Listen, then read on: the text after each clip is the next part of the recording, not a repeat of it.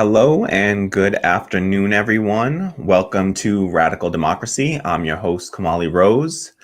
Thank you all for being here. It is Thursday, August 20th, 2020, and we are kicking off episode 7 of this show.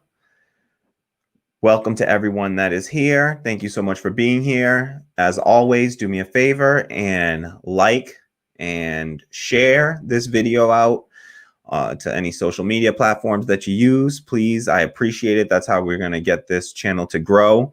If you are not already, if you haven't already and you can afford it, please do me a favor and support the show by heading over to patreon.com, and it's patreon.com/radical democracy.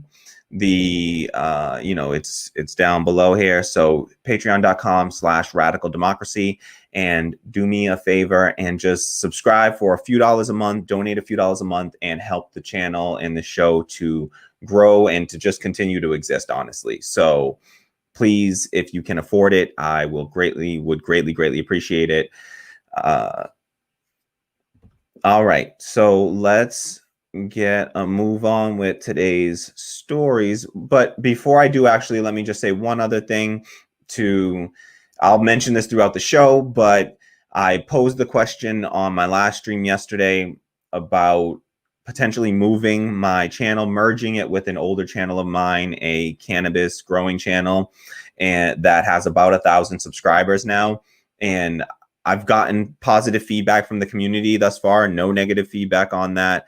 It's been all positive thus far. So unless otherwise stated, my plan is to move the channel over, to move the Radical Democracy channel over to my old channel, essentially merge it with my old channel. So I'm going to download the videos from Radical Democracy. I'm going to upload those back to the old channel, which is called Greener Thumbs right now, but will be changing its name to Radical Democracy, of course, and will be rebranded as Radical Democracy. And then I will be asking the community to, starting now, please do me a favor and head over to that channel to subscribe. I should put a link in the description box. If I remember to, I will, but I will also just put up the name of the channel here for you. So,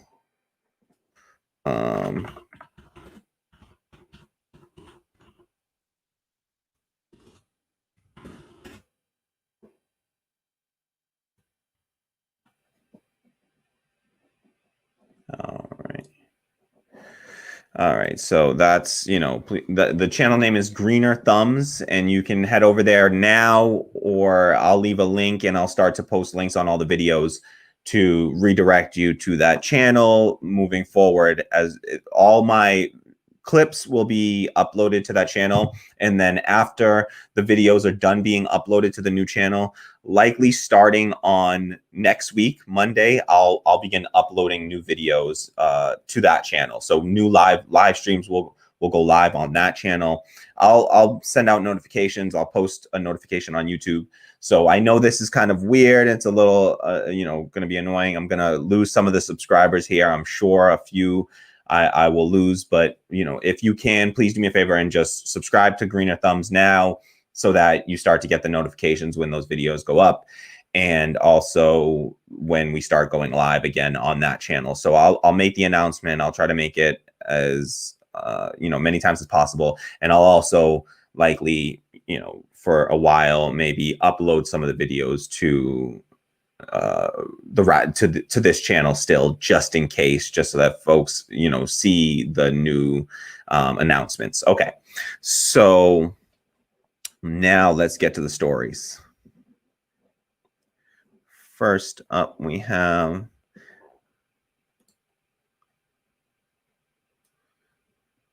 all right, I'm seeing that we already got 7 playbacks and only 1 like in here. So, and I see 2 viewers in here, only 1 like. So I'm sure you are liking this this video. Subscribe if you haven't already, and please hit the bell to receive notifications whenever we go live or launch a new video. All right, let's get to it. No, let me, yeah, I'm going to have, Tammy's going to grab, she'll post a link in the comments to the new channel. Okay. Okay. Yeah. So if you post it for me though, I'll repost it. Yep. Okay. So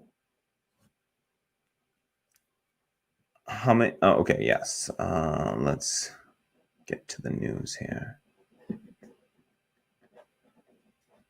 All right.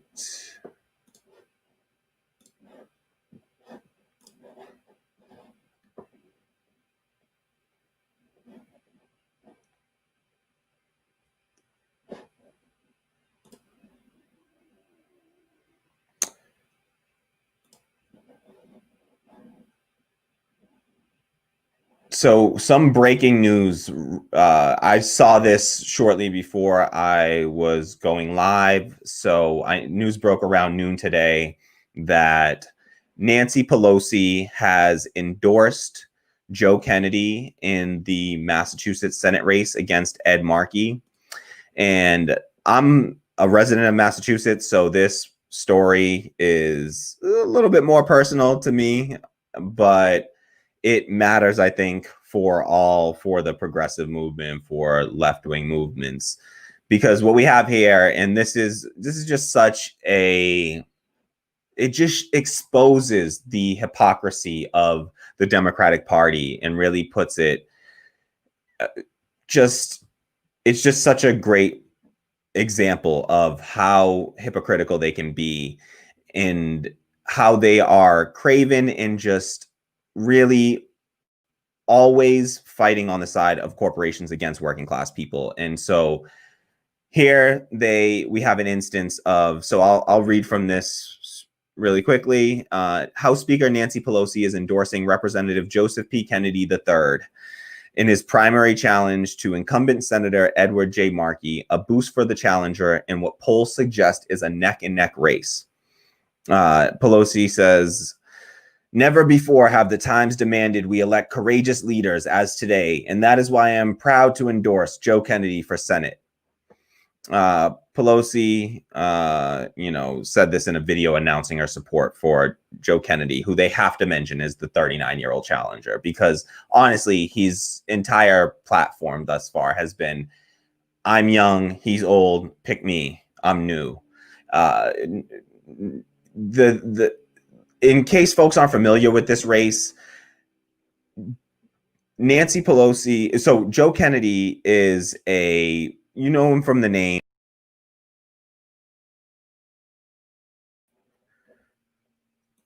So Joe Kennedy has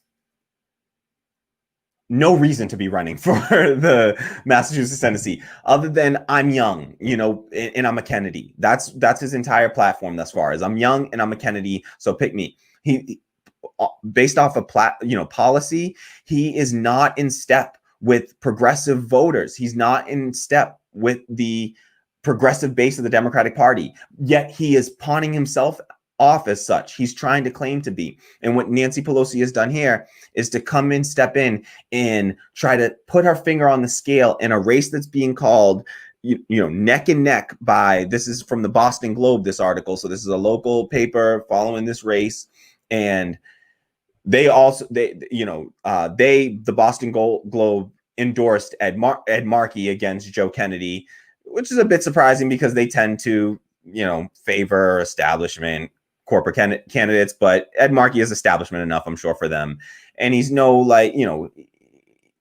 he's not, Bernie Sanders, or he's a solid, Warren-crat type, I suppose, but he's a little bit better than Warren as far as the snakiness is concerned. So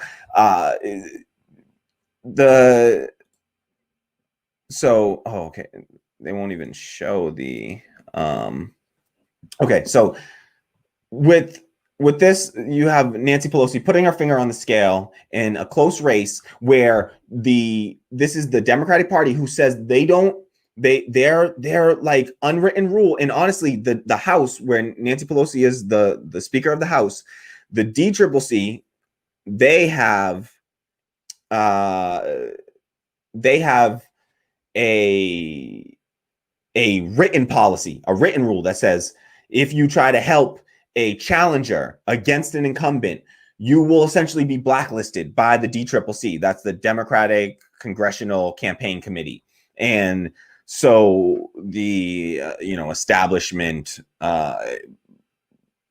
organization that's meant to help Democratic candidates. And so their whole policy is like, we're not going to come in, and the same thing is true in races. That's the excuse they used. For instance, they used that excuse in the case of Joe Crowley when AOC was running against Joe Crowley. The whole thing was, oh, we're not going to come in step on the scale or back a challenger against an incumbent.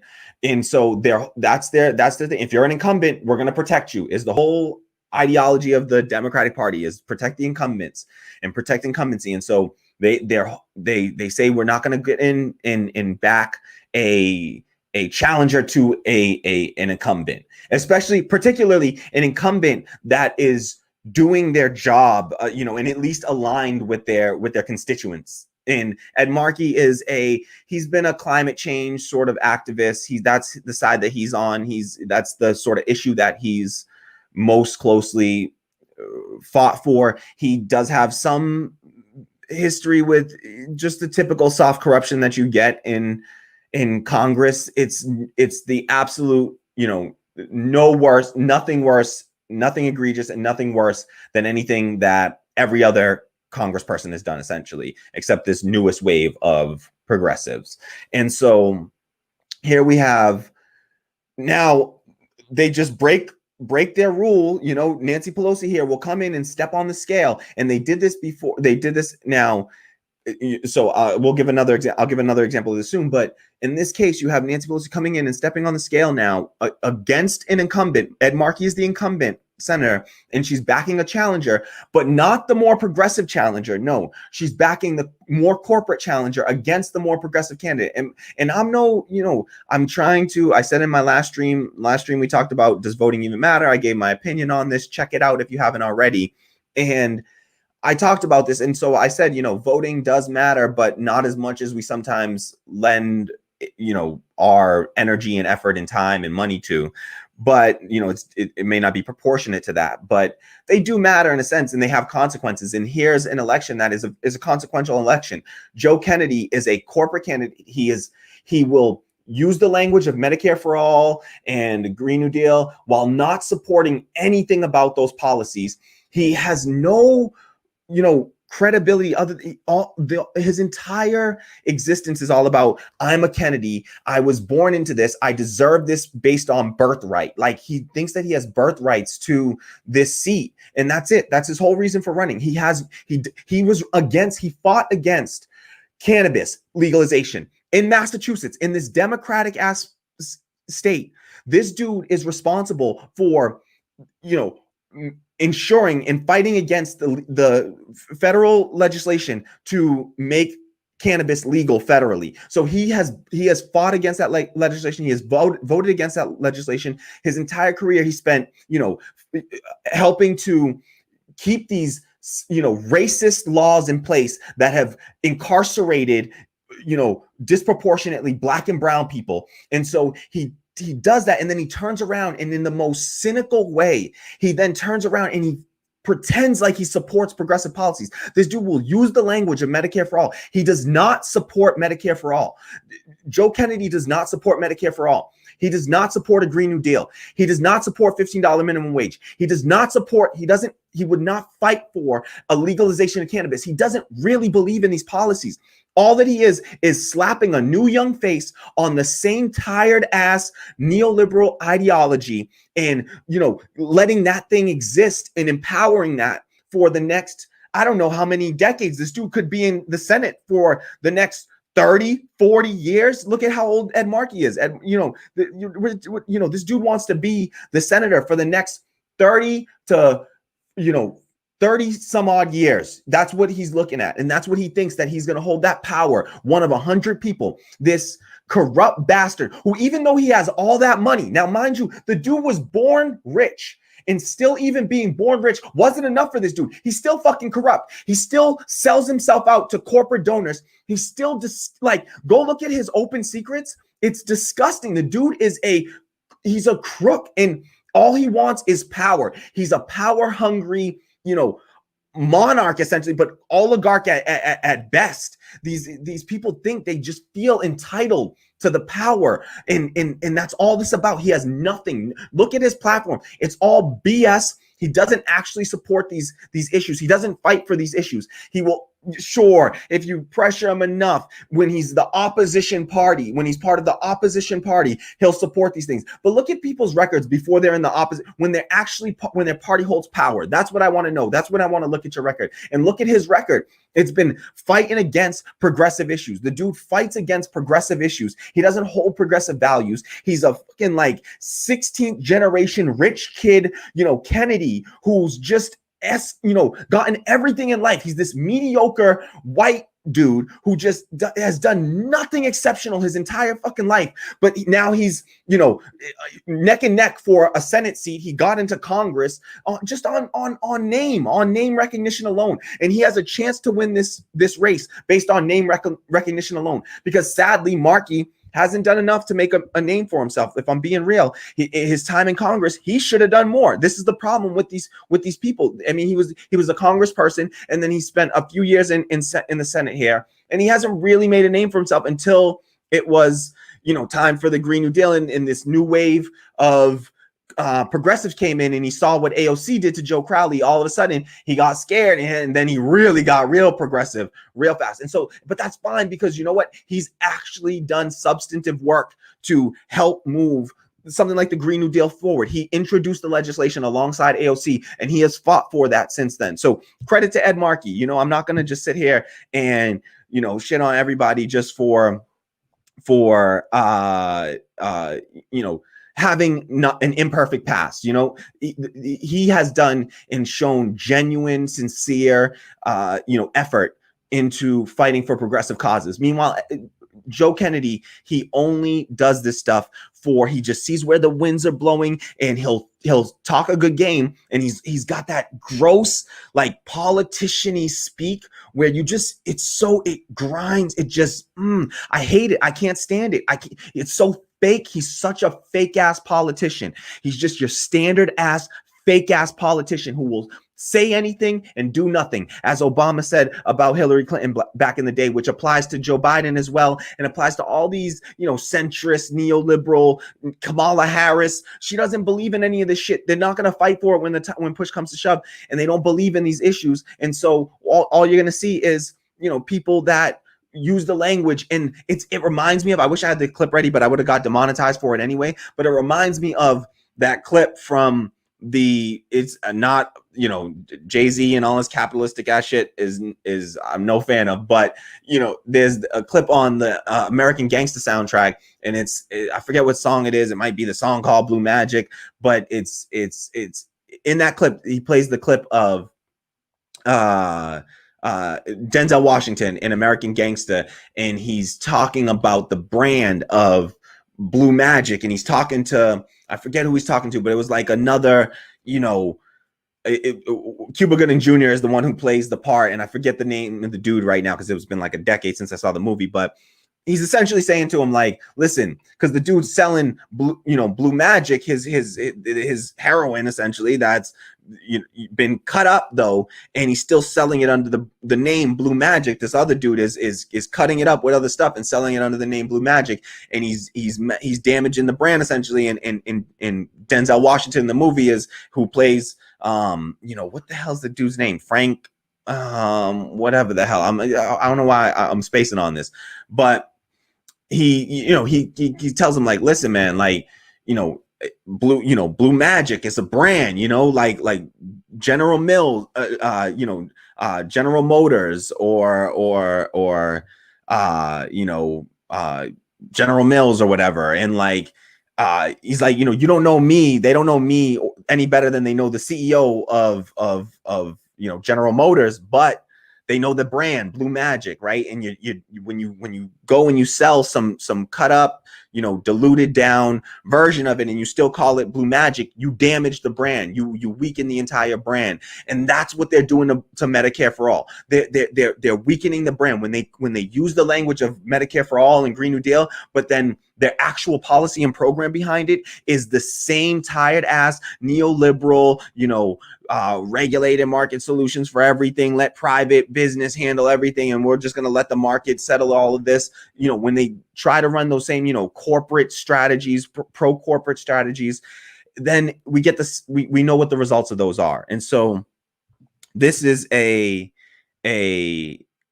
this was frustrating to see, because who the hell is Nancy Pelosi to come step in this race when their pretend policy is that they don't come in favor of an incumbent, right? In favor of a challenger against a sitting incumbent, particularly when that incumbent is essentially, serving their constituency properly, right? Like, that's supposed to be their whole ideology, their whole like strategy behind this. But what we see is the reality here. They are willing to do that when it's in favor of a, pro corporate policies and against and attacking progressive, candidates and progressive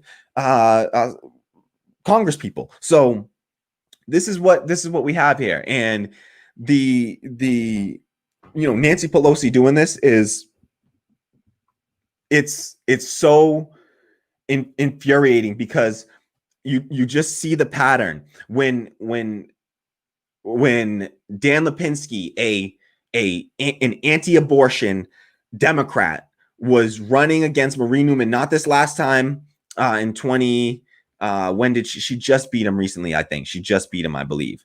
Marie Newman did. But when she faced him in 2018, she ended up losing by a really narrow margin.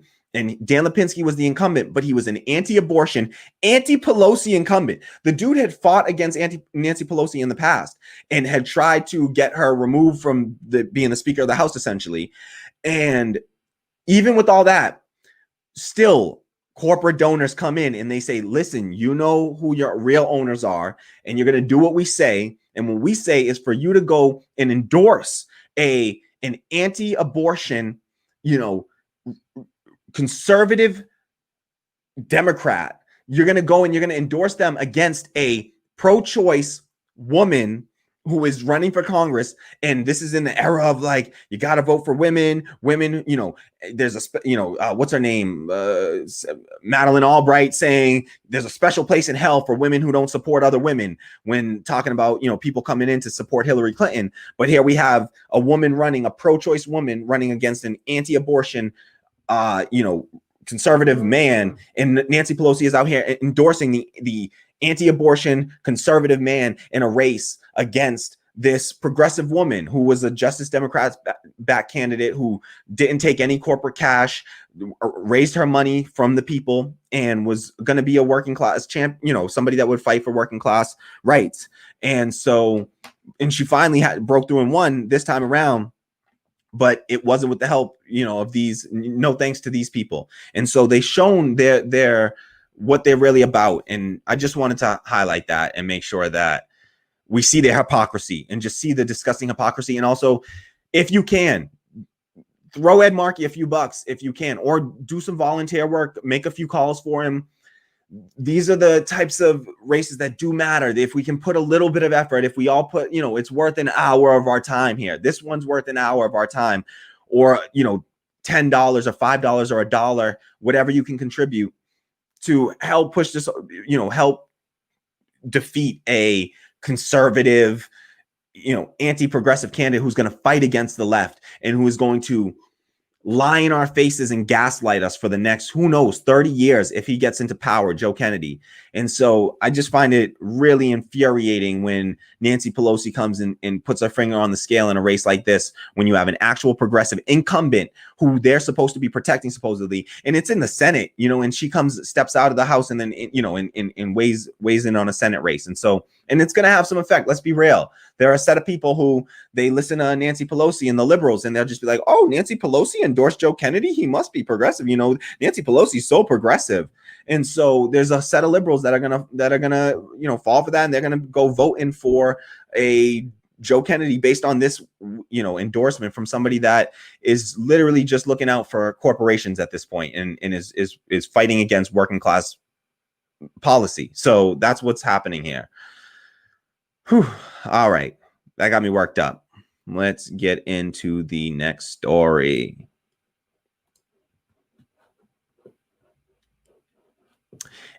To everyone that's watching, thank you so much for watching. If you haven't already, please do me a favor and hit the like button. Like right now, you need to do that. Like there's no excuse for you to not hit that like button. So press that like button. If you haven't already, subscribe. If you haven't already, there's no excuse for that either. You better be subscribed. Support independent Black media, Black left media.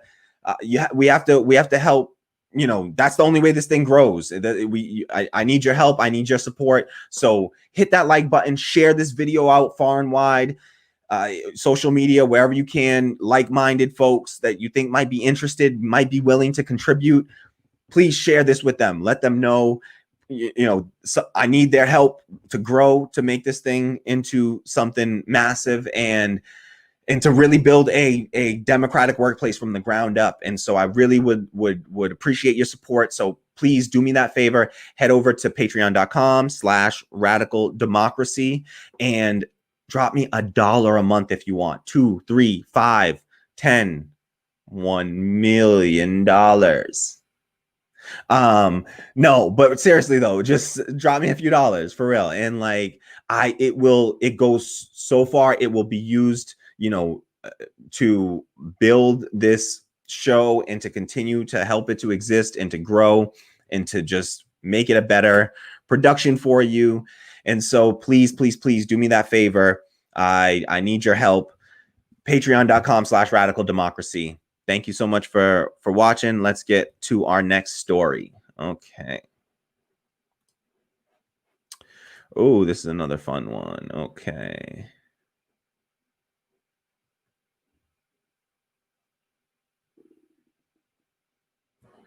Give me 1 second to...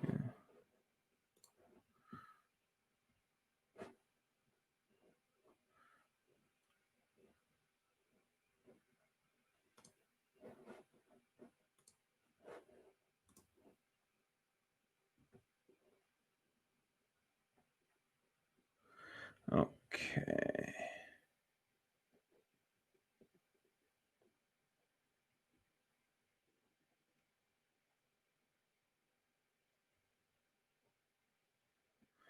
Sorry about that.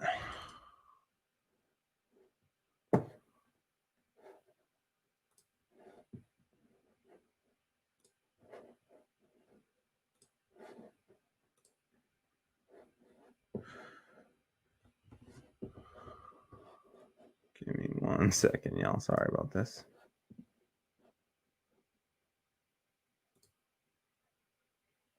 All right. So just to set this clip up, Joe Biden recently released an ad. I think it was a couple of weeks ago now, but I'm just seeing it. It's kind of making the rounds now.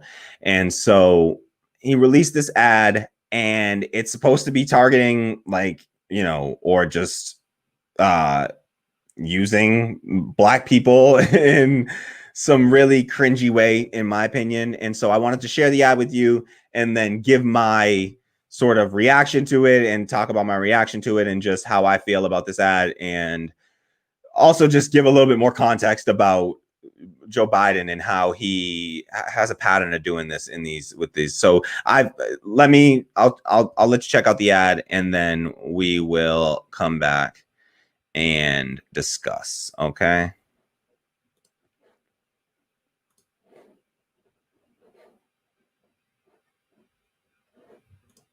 The story of Black America is the story of America. It's the story of a people who have pushed this. Ooh, sorry. Sound was on. Let me fix the sound for us here.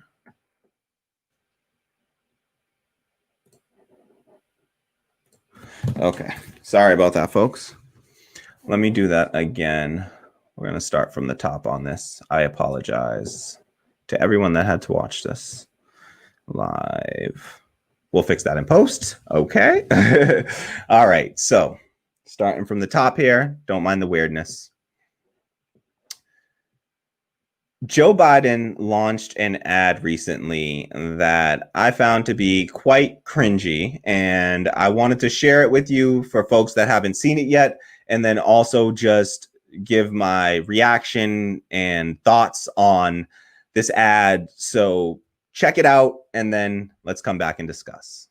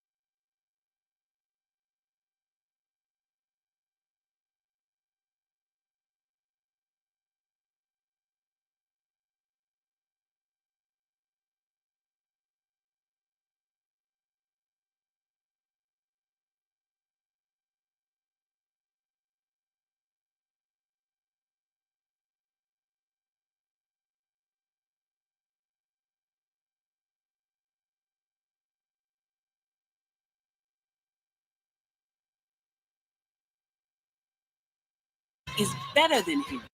The story of Black America is the story of America. It's the story of a people who have pushed this country to live up to its stated ideals. But Black people have always believed in the promise of a better America. So, at this moment we're in now, we must choose to fight for that better America. And just like our ancestors who stood up to the violent racists of a generation ago, we will stand up to this president and say, no more. Because America is better than him.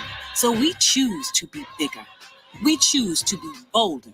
We choose to bring back justice, respect, and dignity to this country. We choose Joe Biden to lead us all towards that American promise together.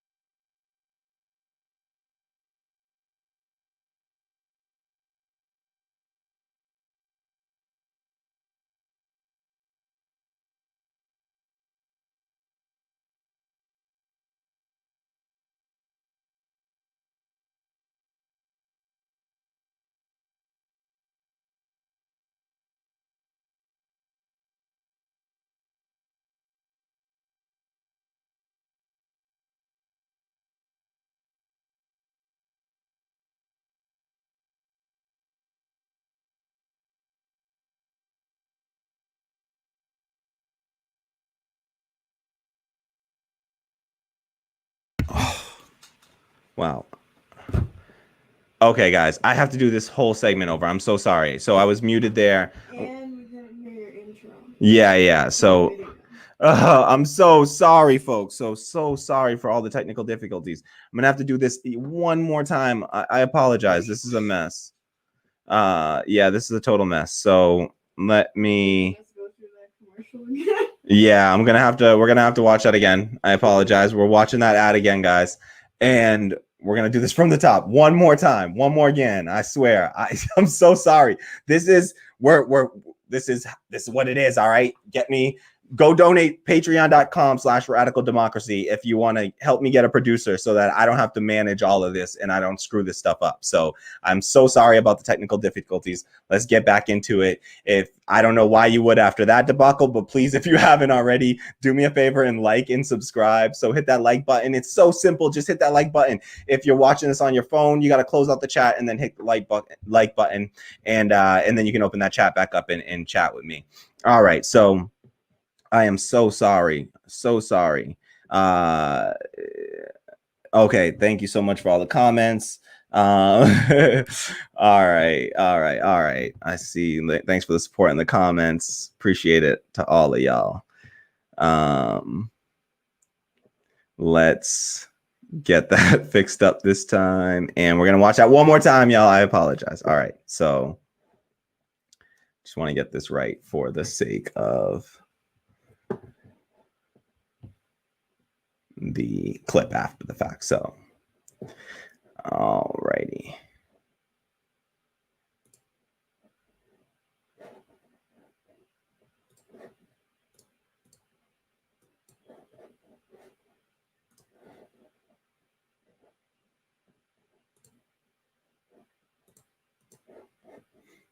Okay. Joe Biden recently launched an ad where he is, I suppose it was made to target Black people or to highlight his record with Black folks. I don't know, but we're going to check out this ad and we're going to see what Biden has to say to the Black community. Then we'll come back and we will discuss. All right, so here we go.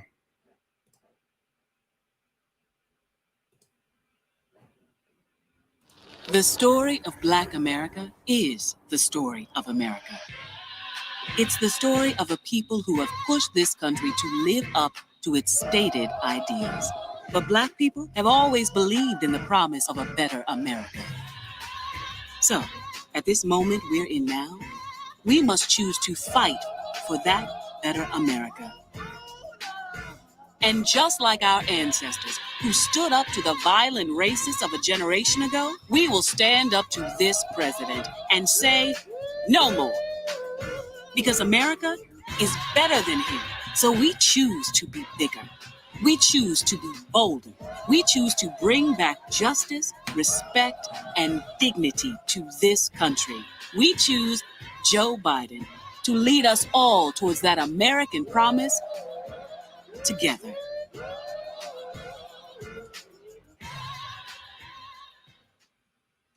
This.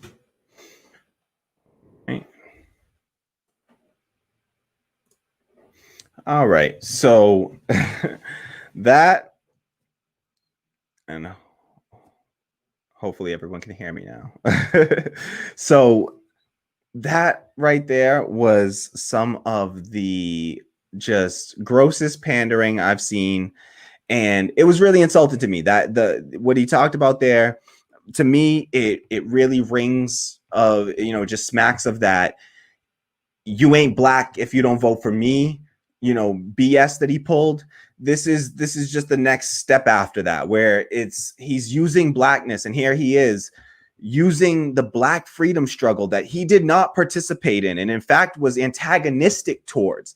And he then turns that around and just whitewashes all of history and tries to use the Black freedom struggle to promote himself for self-promotion of a segregationist, anti-busing, tough on crime. Joe Biden over here is now trying to use Blackness to his advantage when he's done everything that he could to damage and harm Black communities throughout his record in Congress and throughout his time in Congress. The dude has done just so much destruction, so much harm to Black and brown people in this country and all over the world.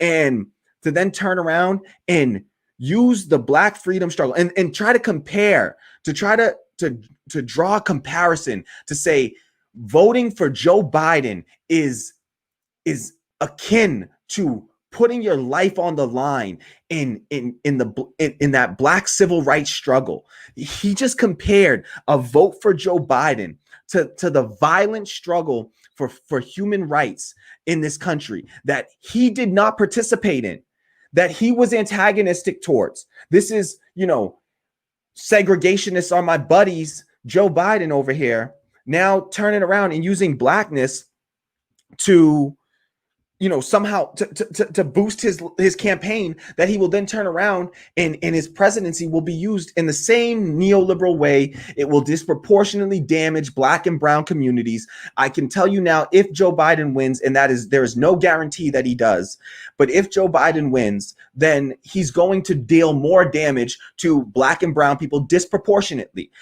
Through policies like he's against Medicare for all, who is disproportionately affected by not having health care, Black women in particular, but Black people more generally, right? And so Black and brown people. And so, disproportionately, it will impact those communities. He's already said he does not support defunding the police. He in fact wants to increase funding to police for garbage, things that have been proven not to work, like body cameras and training, sensitivity training. These tactics have been proven not to work now.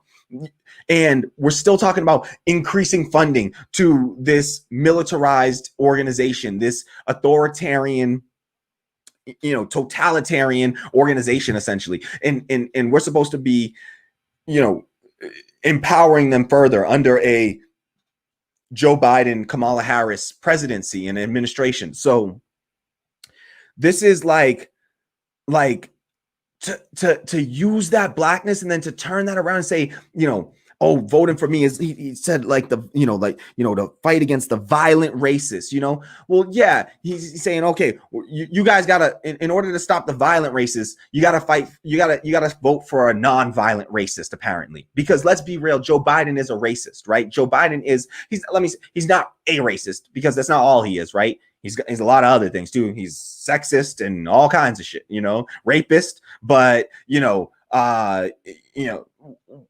so he's a lot of ists, right? But he's definitely racist too.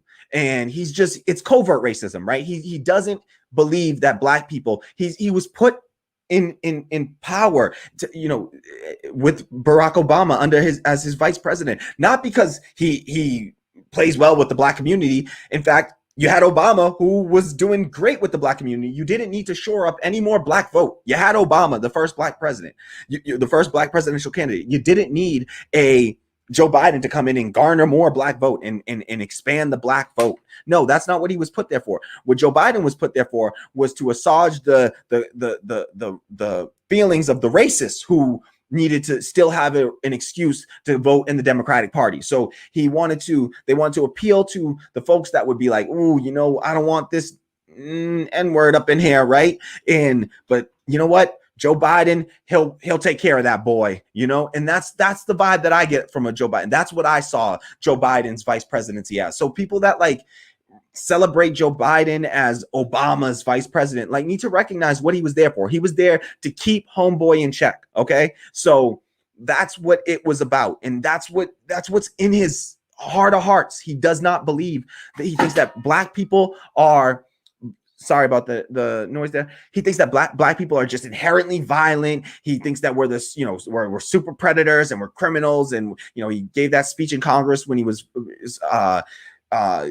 fighting in favor of his 1994 crime bill, where he said essentially I don't want them to come, these thugs to come and knock my mother upside her head with a lead pipe. I mean, it was this violent imagery that, he's invoking, racist imagery and feelings, and he's trying to invoke that and use that in his favor.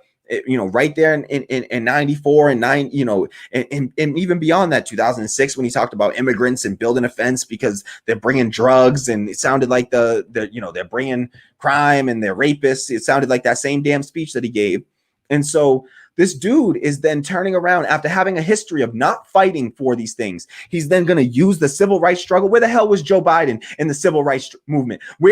Just show me anything. Show me any evidence of Joe Biden fighting for civil rights and sticking his neck out on any line for civil rights at any point in his goddamn life. The dude has been, just a privileged dude, who just got escalated in. He said once that he would be glad to prostitute himself for any kind of corporate cash. He said for corporate donations and donations to his campaign. He's happy to prostitute himself to corporations. He said, like, this dude he was the senator from MBNA, which was the biggest credit card corporation before Bank of America like bought them out. And so this dude he has this imagery as like working class, cool with black folks Biden, and we really need to expose the racism behind this. And so I want to show a couple more Biden clips just so that we can really get a feel for what we're talking about here. So just to remind us of who he is. So here's a couple more Biden clips I want to show.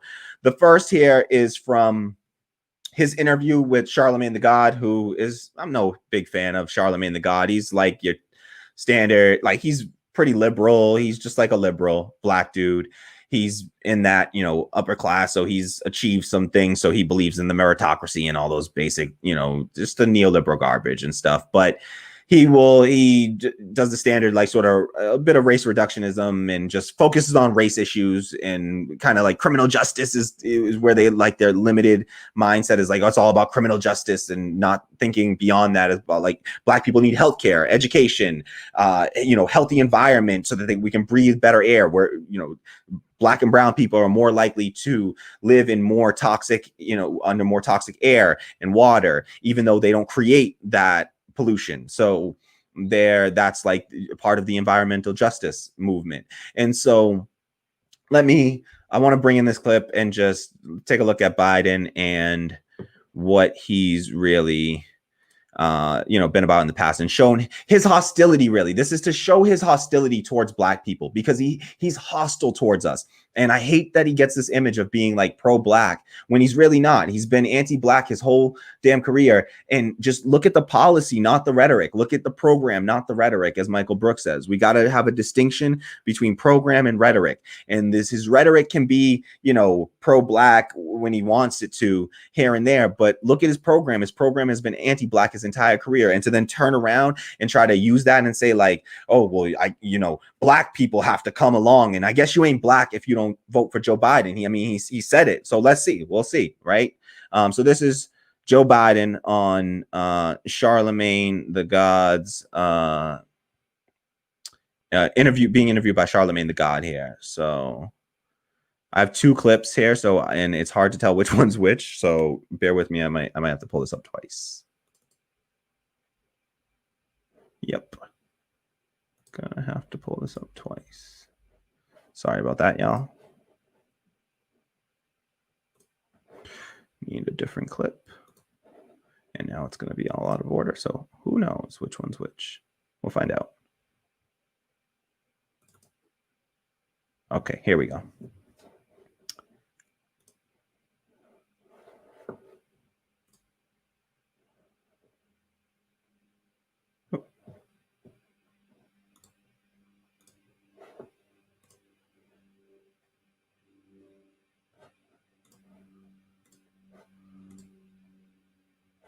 So sorry, y'all. I have to do this and pull in the audio at the same time. Just a bit of technical difficulty. Bear with me. I'll figure out a way to make this work better in the future. I honestly have no idea which one it's going to be at this point. Oh, terrible. Sorry. There's really no way for me to tell which one is which. They have the same name, unfortunately, on the tabs because I had to cue it to a specific point. Oh, come on. Now they're just effing with me. Come on. I literally picked a different one. It's like it goes to the same one no matter what I do. Sorry about that, folks. Give me one more second here. I'm just going to keep on. Okay, come on. All right. All right. It has to be this one this time, I swear. Yes. Okay, here we go with sound. Thanks give so much. That's really our time. I apologize. You can't do that to the black media. I can't do that to white media and black media because my wife has to go on at 6 o'clock. Okay. I'm in trouble. Listen, you got to come see us when you come to New York, VP Biden. I will. It's a long way until November. We got more questions. You got more questions, but I tell you, if you have a problem figuring out whether you're for me or Trump, then you ain't black. It don't have nothing to do with Trump. It has to do with the fact I want something for my community. I would love to see. Take a look at my record, man. I extended the voting rights 25 years. I have a record that is second to none. The NAACP has endorsed me every time I've run. Come on. Take a look at the record. All right. Thank you so much. I really appreciate it. Anyway, thanks.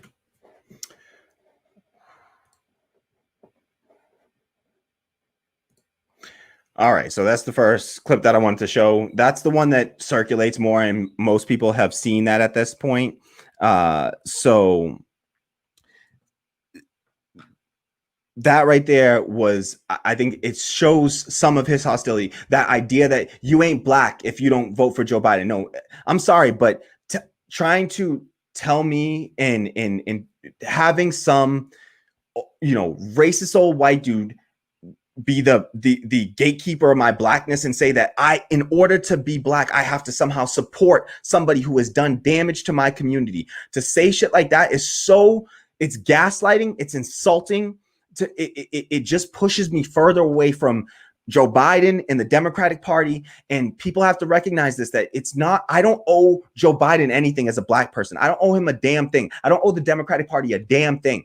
They have historically dealt damage to my community. They have not done enough to help my community. So I don't owe them a damn thing. They owe me something. They have, we don't even talk about reparations. That's not even on we're not even I can't even bring that up. It's so far beyond people's mentality and mindset and just, we can't even talk about that issue. We're not even I won't even bring it up because that's too radical for these people to just pay back what's owed. But we don't even have to go there. I mean, we're going to talk about it because he said, look at his record, right? Look, you ain't black if you even think about, not voting for him, you ain't black.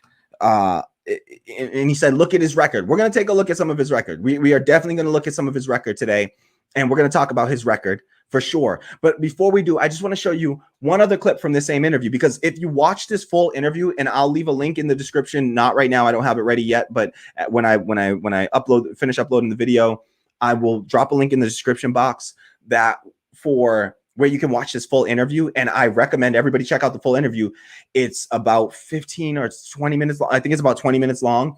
And his hostility the whole time, he's so hostile. And I'm telling you, he's like that whenever he's in. This is like a sanitized version of Biden here that we're seeing. It's this sanitized version where it's like it's recorded, he's agreed to do this interview, he's prepped, he's all ready. This isn't like some off the cuff, somebody bumped into him on the street thing. He had all the time to prepare for this, and this is the hostility that he shows. So towards just this black interviewer who's, again, this dude's a liberal. He's not even like he's not a leftist. He's not radical. He's not over here asking for things like Medicare for all or anything. He's not even asking for things like that. Like, he's just talking about basic criminal justice reform issues like ending cash bail and things like this. Tell us about what you're going to do. Stop telling us, the other person's just so bad, so you have to vote for me because look how bad they are. That's just not a good motivator. It's not a good motivator. Right now, voting may literally require people to risk their lives in this election. You are asking some people who might not be able to vote by mail. You are asking some people to risk their lives in the midst of a pandemic to go vote for this person. You're going to tell me that they don't owe us something, that these politicians don't have to, that they don't need to earn our vote? That's absurd. That's absurd. They need to work to earn our vote, not the other way around. We don't owe them anything. They owe us, right? They have to come meet us by giving us policies, presenting some sort of policies and program that make us want to, urge us to go out and vote, because it takes time, it takes energy, and at this point, it's a risk of your health and your safety and your community. It's risking your community's health. So, it's a bigger ask than ever to ask somebody to go vote for them. And so, when he says stuff like this, so let's just take a look at this other clip so we can really see he in here. He talked about, extending the voting rights. It's like are you kidding me? He's like, what he literally said, I'm sorry, I gotta say this. He said, nigga, I let you vote. That's what the fuck he just said. He just said, nigga, I let you vote. You better vote for me. I let you vote. I gave you those rights. I'm the one that gave you the rights to vote. All right. And he didn't say it with the A.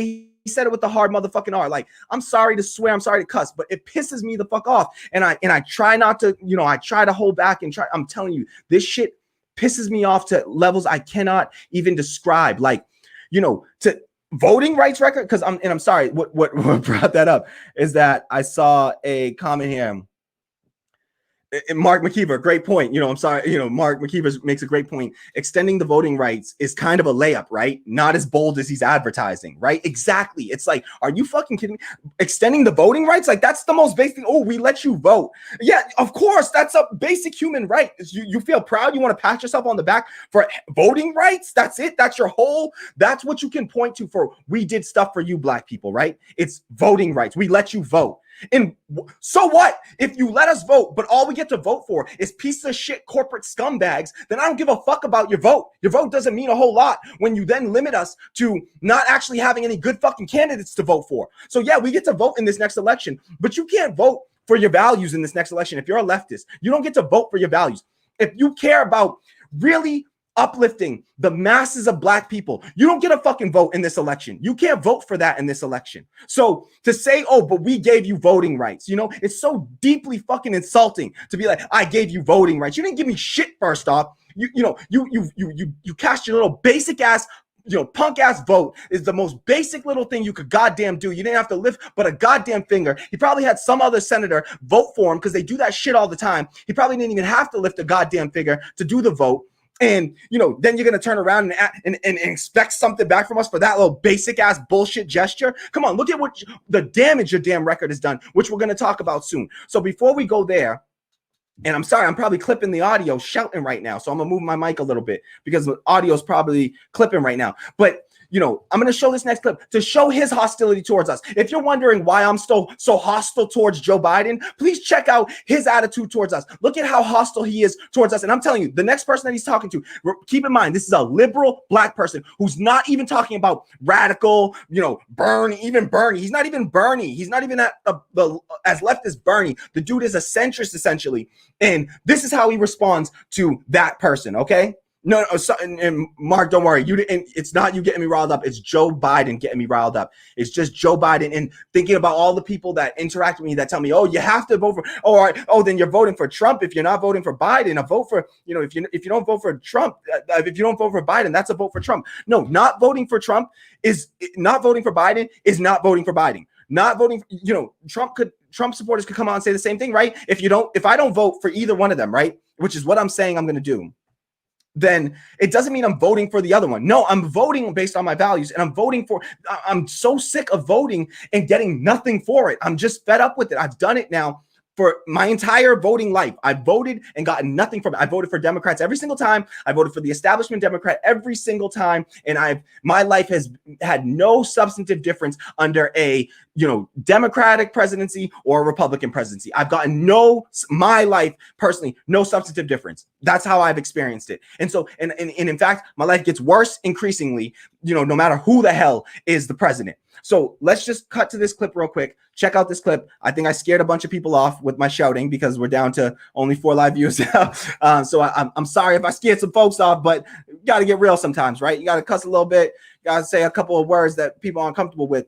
I apologize. I don't like, let me say, I don't like using the N word, even, as a black person, I just don't like it. I say it, not saying it freely and shit. I'm saying it as this is what I feel like he was saying, so this is what it sounds like to me. So let me play this next clip of Biden in the same interview with Charlemagne the God, and just check out his hostility in this clip. Per usual, it'll take me a little second just to get this thing queued up. And you saw it before. Let me actually make it a lot easier on us this time.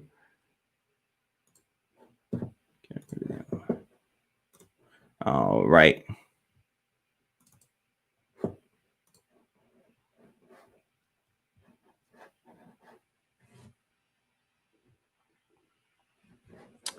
Oh, I don't think that audio's playing, is it? Sorry about that. Let me do that one more time.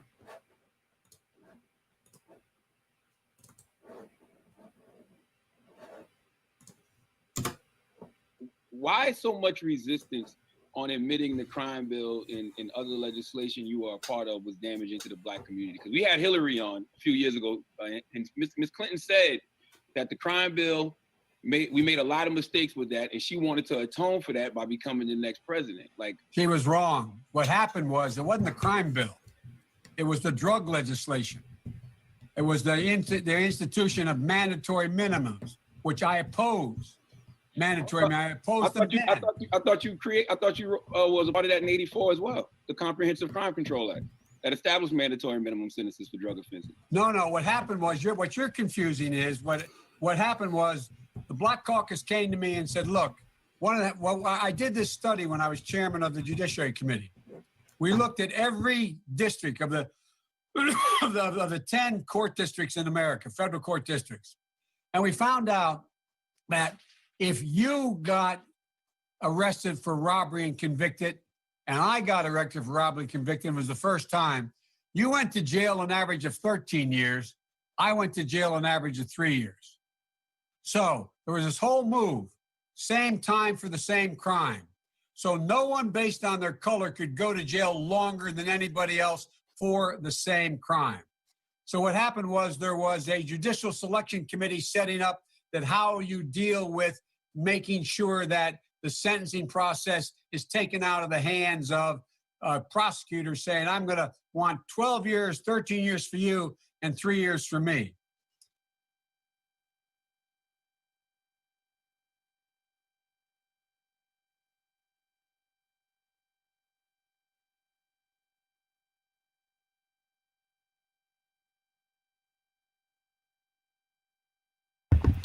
Okay, so that was the other clip I wanted to share. You can see in there that he says, when Charlemagne asked him about his initially the 1994 crime bill that created the mass incarceration problem in this country, that, incarceration level shot up. Now we have 2.3 million people incarcerated in this country. 25% of the world's incarcerated, even though we only have 5% of the world's population. So thank you, Joe Biden. Most of those are Black and brown people. And so he says, in response to that, when Charlemagne says, well, I mean, this was your 1994 crime bill that created the mass incarceration problem. And he says, no.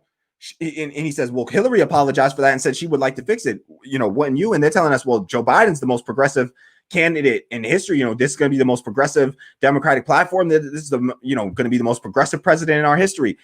But he's saying, well, Hillary Clinton even was saying that she was willing to admit that you were wrong on this, that you got it wrong. But no, he says, no, she was wrong. She was wrong to apologize for it. She was wrong to say that the 1994 bill caused damage. So here he is doubling down on his 1994 crime bill, saying, no, he still sticks by it today. He still sticks by it even today. So here he is, 2020, after seeing all the damage it's wrought, and analysts agree across the board, that thing has wrought untold damage to Black and brown communities, that 1994 crime bill that he championed. I should pull up the clip of him talking about it, because it's infuriating to hear him talk about. Maybe I will. You know what? I probably should pull up the clip of him talking and defending his 1994 crime bill. And so this is it though, right? He says, that first, that she was wrong. Mind you, Charlemagne the God is right in everything that he said. Everything that Charlemagne said on this, he was actually correct. So when he said, wait, you signed off on that 1994 crime bill, you voted for that, you championed that, wasn't that you? He says, no, well, she was wrong to, Hillary Clinton, she was wrong to apologize for that. She was wrong to say that she would change, that mistakes were made there. He says that it was the mandatory minimums, the 1984, he says it was the mandatory minimums that dealt the real damage. Well, then Charlemagne correctly points out, well, wait, didn't you support the 1984 commission crime bill, that created the mandatory minimums? And he says, no. Well, let's check out. Let's look at his record, because he said before in that last clip, look at his record, man. He's done so much for the Black community. Look at his record, right? Okay, let's check out his record really quickly. So here, this is a New York Times article that details some of Joe Biden's record. So let's take a look.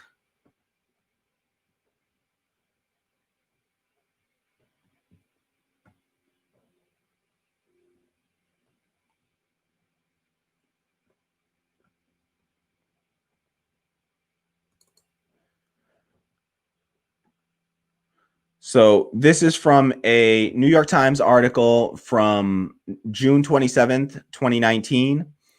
And the article is titled Joe Biden on Crime and Mass Incarceration.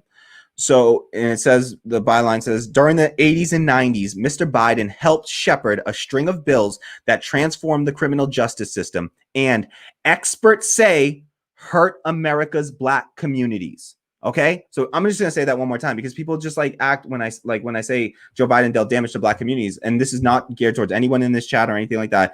This is for the folks that watch us later. It says during the 80s and 90s, Mr. Biden, that's Joe Biden, helped shepherd a string of bills that transformed the criminal justice system and, experts say, hurt America's Black communities. So they give some further context, and they say the context. During the 1980s and 1990s, when Mr. Biden was a senator from Delaware, he and other leaders of the powerful Senate Judiciary Committee helped fashion a string of bills that overhauled the country's crime laws. Among the most significant were the Comprehensive Crime Control Act of 1984, which established mandatory minimum sentences for drug offenses, the 1986 Anti-Drug Abuse Act, which imposed harsher sentences for possession of crack than for possession of powder cocaine, and the Violent Crime Control and Law Enforcement Act of 1994, which was essentially a catch-all tough-on-crime bill. So this is it, right? This is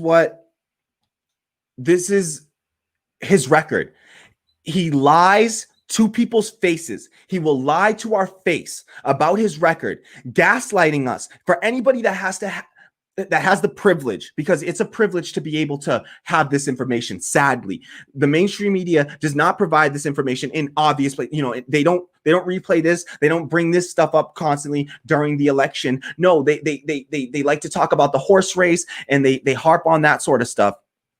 And they don't want to talk about the real issue, right? And so in real issues like this, and in really laying out his record. So this is his record, and he'll lie in your face, and he'll get hostile and say, no, he was wrong. And he says, no, you know, and he pushes back at Charlemagne and says that Charlemagne was wrong about his entire record, the 1984 legislation, the 1994. But that was good on Charlemagne to actually catch that and to have that information ready and to call him out on it. And so, and you just don't see this in other this is Charlemagne the God is like he's not real mainstream media. He's not CNN or MSNBC. You're never going to see Joe Biden get pushback like this from any, you know, actual Black people on any mainstream media outlet. This is the little space that Joe Biden's going to receive any kind of pushback on this. And look what happens. He can't handle himself in this. He's hostile towards Black people. Still to this day, 2020, he's still hostile. He still believes in his screwed up crime bill that destroyed Black communities, created the mass incarceration problem, which ends up enslaving Black people in this country. Because let's be real, prison labor is slave labor. The 13th Amendment carves out an exception for slavery in the case of prison labor. So Joe Biden helped to increase slave labor in this country. He personally fought for that. And it was Black slave labor, Black and brown slave labor, and poor people. Let's be real, who, you know, gets it the most. It's poor people above all, but disproportionately poor people are Black and brown and, you know, immigrant families. And so this is what ends up happening, right? And so we got to call out the dude's record, make note of it, acknowledge that, you know, he's not great for Black communities. All he's done is just have Black friends, essentially. That's his whole shtick with Black people, is like, he's taken I have Black friends to the next level at this point. Like, this is the, like, well, I've got Black friends, you know, like, well, you know, this is that to the highest degree right here. Like, This is what it looks like at its extreme, where it's like, well, I'm cool with Barack Obama, and look at Kamala Harris, women and black people like me, you know, and the Asians too. The Asians are down, you know, like, so this is what it is. And it's not even like, oh, I got black friends. It's like, I have a black coworker. Exactly. And Tammy points out, you know, it's like, it's not even like I got black friends. It's like I had a black coworker, you know, that's Tammy quote right there. Exactly. So this is what, right. He will give nothing to us. He will say anything and he will do nothing for black people. He will say anything and he will do nothing. And that's who Joe Biden is. One last reminder of who Biden is, actually. Let's watch this one more clip of Joe Biden before we leave this topic behind. This one is to just show his contempt for young people. And I'm a millennial, an elder millennial, but still consider myself young still. And so I feel personally attacked when he talks about his contempt for young people. And so I just want to show more of his stolen valor in his contempt for young people. So here's another clip of Joe Biden showing how he feels about progressives, the progressive left, young activists, young people in general, our entire generation, Gen Y, Gen Z, you know, millennials, Zoomers. This is how he feels about all of us. So just take note. And yeah, let's see. So pull up our next clip here.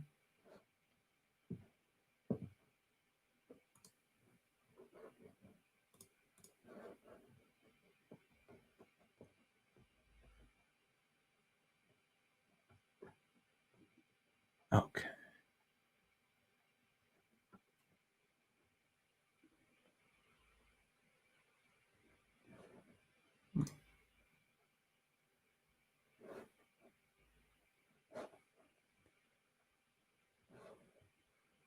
Sorry about that. Okay, found it. Okay. Oh, didn't bring in the sound. Sorry about that. One more time.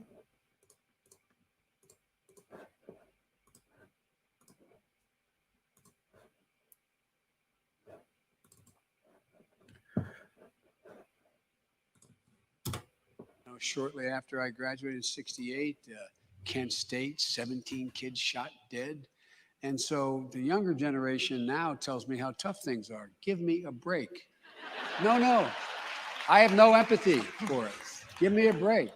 Because here's the deal, guys. We decided we were going to change the world, and we did. We did. We finished the civil rights movement to the first stage. The women's movement came into being. So my message is get involved. Public service.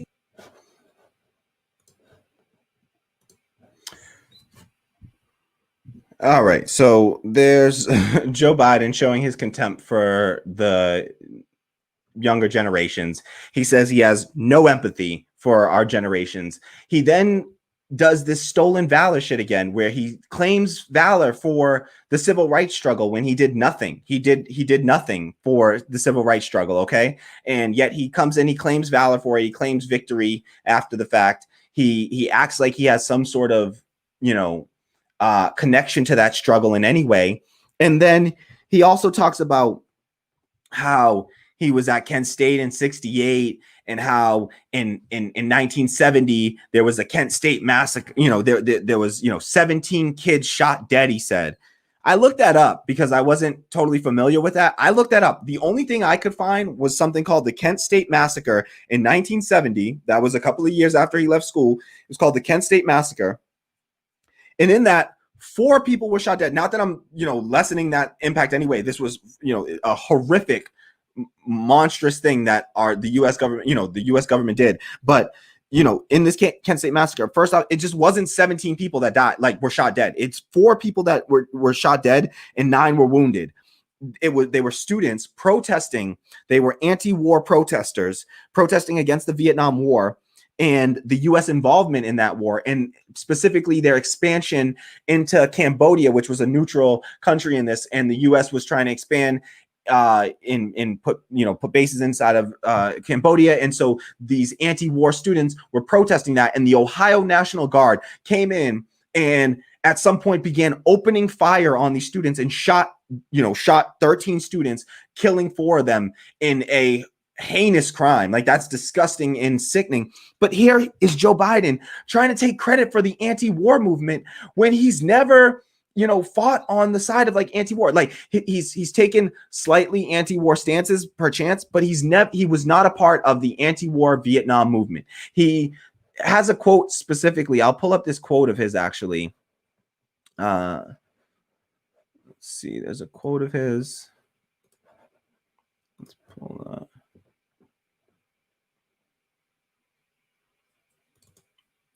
So here's Biden. This is a quote. This is a quote and just a little background on him. This is from The Obamians by James Mann, published in June 4th, 2012. And it says that Joe Biden opposed Vietnam, but didn't identify with anti-war movement. This was taken from ontheissues.org. So this is just an excerpt from ontheissues.org. And they highlight this passage from The Obamians about Joe Biden. And it says, Joe Biden, the young senator from Delaware, like other Democrats outside the South, he had opposed the Vietnam War. Yet Biden was never closely identified with the anti-war movement. Graduating in 1965, he was a little too old and too interested in electoral politics. You're looking at, so this is a quote from Joe Biden. He says, "You're looking at a middle-class guy. I am who I am," he once quipped. "I'm not big on flak jackets and tie-dye shirts. And that's not me." So here he is shitting on the hippies and saying, I'm not one of those hippies, anti-war folks. That's not me. I'm over here in my business suits, and I'm the politician Joe Biden. And so he rejects these movements. He doesn't fight in these movements, but then he comes back after the fact and he acts like he deserves some sort of credit for this stuff. And so it's really just, it's insulting. It's insulting to our intelligence. It's gaslighting when you actually know the history of Joe Biden and his history for him to claim this stuff. Like, listen, if you're voting for Joe Biden, and I'm pretty sure I scared a whole bunch of folks, but like, listen, if you're voting for Joe Biden, I'm not saying you're absolutely like you're a horrible person or anything wrong with you. Like, I get the vote. I get why you might vote for him. Like, you're looking at Trump and he's terrible. But let's just be honest about who Joe Biden is. If we're going to vote for him, you got to be honest about who he is. It's fine if you want to vote for him, but vote for him and just be honest about his record. At least that's Cornel West's stance, right? He's like, I'm going to vote for him, but let's not pretend that he's some progressive, like radical leftist that's going to bring about real radical change in this country. He's not. We're going to get more of the same stuff that we had right before Trump. Okay. We're about to get that. If we got two choices, we get Trump or we get the stuff that we had right before Trump. And the stuff that we had right before Trump led to Trump. I hate this assumption that there's nothing worse than Trump and we can't get something worse than Trump. We can get something worse than Trump, and we will get something worse than Trump if we continue to elect these corporate neoliberal ghouls who will say anything and do nothing. And they will say it to people, and they will take the branding of Medicare for all, and they'll use that branding, and they'll apply the branding of like Medicare for all onto a public option, which is likely to fail, a public option for all, reasons that have been pointed out by experts about. If you have a public option, then all that's going to do is push all the sickest people off onto the public option. It's going to overburden the public option, and then it's going to falter because it's being overburdened, because all the private companies are going to push everybody off of their private insurance that's sick. They're going to find every reason they can to push you off and to put you onto the public option. And then once it's going to get overburdened with all the sickest people, and then it's going to fail. And then Republicans are going to turn around, and even some Democrats are going to turn around and they're going to say, oh, I guess that Medicare for all was a failure. Universal health care was a failure, when it's really their, weakened, compromised policies that are really going to be the ones that fail. But they'll brand it and they'll use all the language of progressive language, and they will hurt our movement. They will damage our movement. And so that's my big fear with the Biden presidency. That's why I'm not voting for Joe Biden, because I can't bring myself to feel complicit in his presidency. I don't want to feel complicit when he does what he does. I just don't want to feel complicit in it. If everybody thinks like me, then sure, we would get a green candidate elected, right? If everybody thought that way and everybody voted on their values, then the green candidate would be elected. But that's not the reality we live in. I know I'm not going to be able to change the world in that way. I'm not going to influence enough people to change enough votes or anything like that. But I do say, if you live in a safe blue state, consider voting for a Green Party to empower a third party, give them get them over the 5% threshold, and and not feel gross inside. And honestly, even if you don't live in a swing state, I don't think that the votes of the people that are listening to this show, I don't think they're sadly going to matter enough. I don't have that big of an impact, unfortunately. I don't have that much reach. And so, but if everybody here watches, that watching does that, there's some chance that we can help empower a third party and have some viable third party challenge to this two-party duopoly system that we have. That's just not, it's two capitalist parties that are getting narrower and narrower in more and more difficult to differentiate between. So sorry for my very long, very loud, sort of angry sounding rant. I swear I'm not angry, just excited. It's just excitement, folks. So lots of great comments I'm seeing. Thank you so much for being so supportive. Let's take a few comments here, and then we'll try to jump to the next stories. I'll try not to get too lost in the comments. I love reading comments and engaging with the comments and engaging with the community. So I get a little sidetracked on it sometimes and forget to come back to the story. So I'm trying to be better about that, work on my format of the show, and these things will get smoother over time. We'll get better with this. We'll grow together. So let's do some growing here.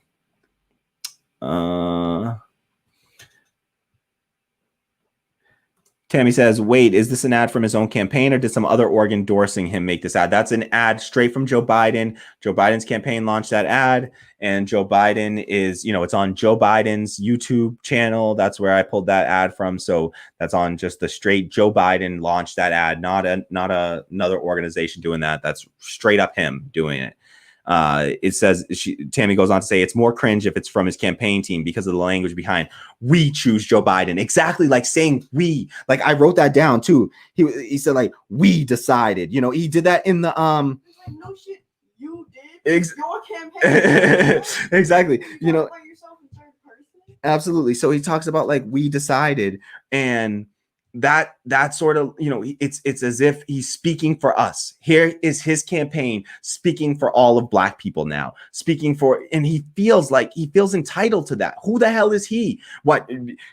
Because he has a Black woman on his campaign now he gets to just say whatever the hell he wants, even though he's done nothing for Black people his entire life, really, other than pander to us.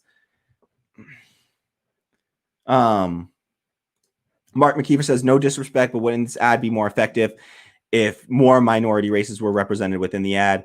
I don't know, honestly. I'll keep going, because I know Mark had some follow-up comments to this. And I think this sort of got resolved in there, so I won't dwell on it. But I don't think so, honestly. Tammy says the pandering is on some "I'm with her" hashtag "I'm with her" Hillary 2016 stuff. Yep, exactly.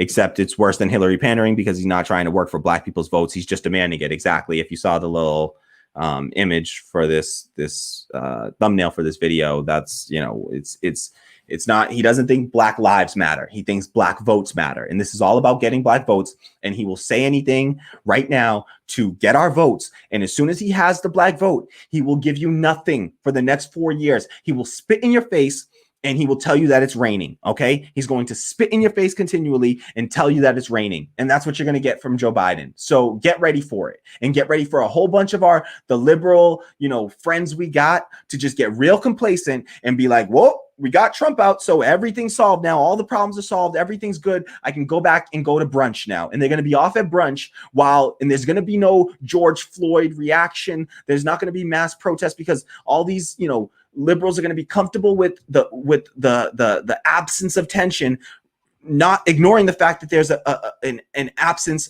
of justice as well. And so they'll be fine because at least he's not tweeting, he's not going to tweet all this terrible stuff. Mark McKeever says, okay, disregard my previous comment. You bring up great points about Biden's past that I obviously forgot about. The ad is pretty shallow in its messaging. Thank you so much for saying that, Mark. And, for coming around in a way on that. And yeah, that's why I do this, try to remind and bring these things to the forefront, because sadly, the mainstream media, who has all the resources in the world, they have, these mainstream media hosts, Rachel Maddow is paid millions of dollars a year, tens of thousands of dollars every episode, and she does an episode 5 days a week.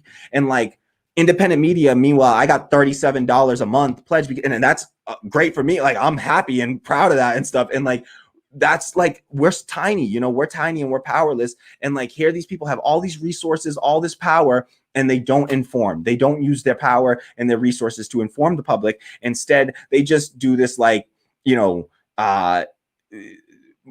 sensationalized, just scandals, and they just like to sensationalize the news instead of talking about bringing the information to people.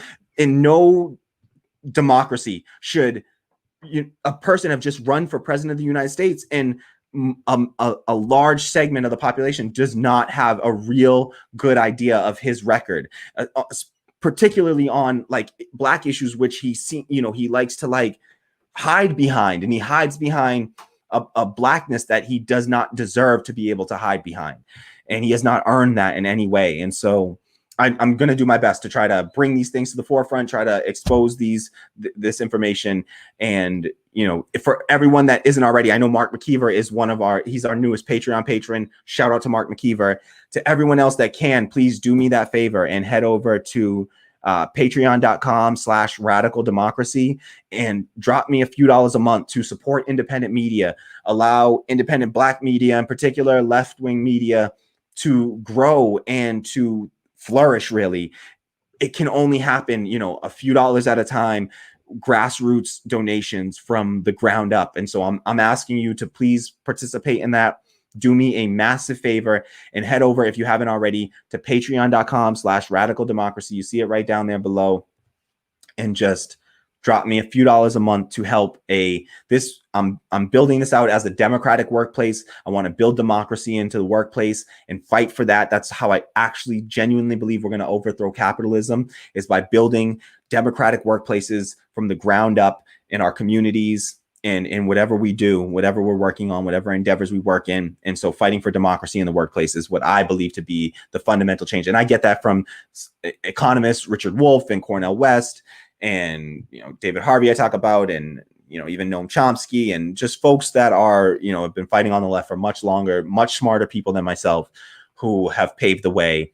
And so if you can, please do me a favor and donate. Patreon.com/radical democracy. Help independent black left-wing media to grow and to thrive, and to just offset all the mainstream BS that we get. So I think independent media is going to take over, and independent, especially left media, but I think independent media is going to take over.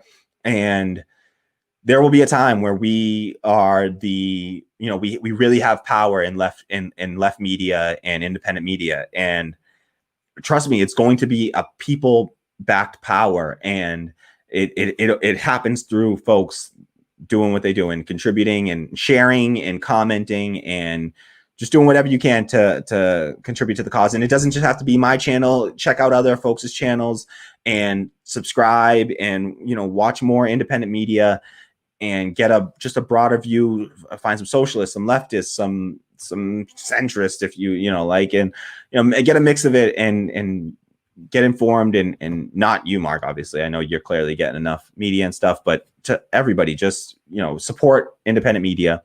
And if you can, support the show, patreon.com/radical democracy. Otherwise, if you haven't already, you better have hit that like button below. Like, you have no excuse at this point. Hit that like button for me. Smash that like button, please. So hit the like button. And if you haven't already, subscribe to the channel. Subscribe to my other channel if you haven't too, Greener Thumbs. We're going to be moving this channel over there. And so I've talked about that before. I'll keep talking about it, but I'm going to be merging two channels that I've had. I used to have a cannabis growing channel that has it has 1,000 subscribers now. Actually, I saw that Tammy dropped a comment in there at some point.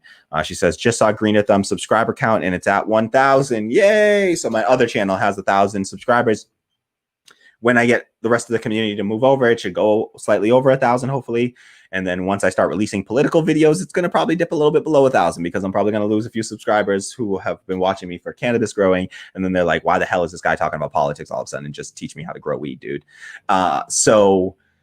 Which maybe we can do sometime. I love growing cannabis, and I grew some. My family's Rastafarian. Sorry, I don't have the locks to show that. I used to have 5 foot long dreads, but I sadly cut them. One of the big mistakes of my life. I really miss them. But yeah, so please support the channel, head over and subscribe to the Greener Thumbs at some point, because this channel is going to move over there soon. And I'll give you some more information about that in the very near future. Just a good comment from Mark McKeever says, hashtag Dems 2020, arms wide open for Republicans, middle finger for progressives. Citizens united and the donor class is destroying democracy. I couldn't agree more. I love the comment. Thank you, Mark. They hate progressives more than they hate Republicans. Look at how the DNC courted Republicans, John Kasich, Colin Powell, George Bush's Colin Powell, Mike Bloomberg, 3 lifelong Republicans spoke at the DNC, and they apparently, all those 3 Republicans spoke at the 1996 or something DNC as well. And they're just these tired old Republicans. They trotted out, but gave AOC a 60-second pre-recorded clip that she was able to do, that they pre-approved, pre-recorded clip. And she did that was the highlight of the entire DNC, was AOC's 60-second clip was the only 60 seconds of it that I actually enjoyed. I didn't watch most of it. I cannot watch most of it. Shout out to Tim Black, who watched the whole damn thing. And I had to watch his, coverage of it because I cannot do it. So shout out to Tim Black, another independent Black media channel that I hope everyone's already subscribed to. He's much bigger platform than me, and I hope to grow to that Tim Black level someday. Fellow ball brother, shout out to the ball Black brothers out there, shout out. So big shout out to Tim Black, and thank you for doing that. And I checked it out through his channel and saw the AOC clip, and I really loved his response to the AOC thing, just talking about how, a lot of people, we tend to be really critical of some left progressives that are fighting in some arenas that we may disagree with, like electoral politics. We don't feel like that should be where the main fight is for some leftists. And that can create you get this situation where some people are a little overly critical sometimes of folks that are, say, working inside of electoral politics and fighting for change that way. And so he says something along the lines like, we really got to stop being so critical when these are the people that are actually putting their necks on the line, sticking their necks out for the movement and really fighting. So shout out to AOC, who I had the honor of meeting before she won her primary. I supported her in 2017 before she won her primary. Since the day that she was announced as a Justice Democrat, I was supportive of her, donated to her campaign. It's one of the most I've ever donated to any politician's campaign. It was the most for a long time. And then Bernie's 2020 campaign came along and I donated a ton of money to him. Even while I was unemployed, I had a $50 recurrent donation to Bernie. So,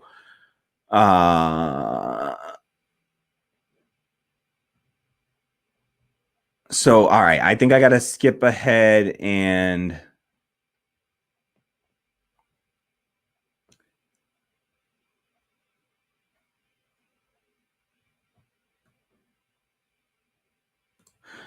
just another good point from Mark McKeever. He says, Mr. West quote, Cornel West quote was perfect.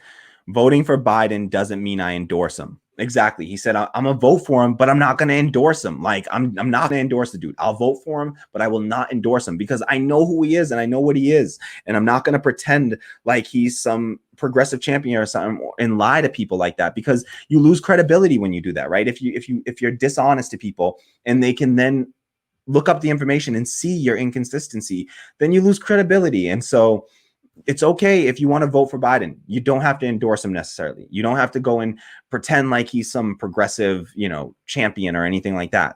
Call him what he is. We're not going to get much, but Cornel West says Trump is just so much worse that, he considers him a neo-fascist and he thinks that he's a unique threat. So I get it. I get why people are voting for him. I don't know what the correct answer is. I'm mad at the Democratic Party for not making the choice obvious and clear, for not giving us a clear, good choice there. And so that's who I'm frustrated with, not the voters who vote in any direction. I'm not mad at any voter, and I don't feel like I'm not here to shame any voter for voting how they vote. I understand that's what democracy is, right? It's up to the politicians to convince voters and that they have earned their vote, right? And to earn the vote of the voters, they got to come to us. They got to meet us where we are. And so we have to demand more of these politicians. So that's how I feel. All right.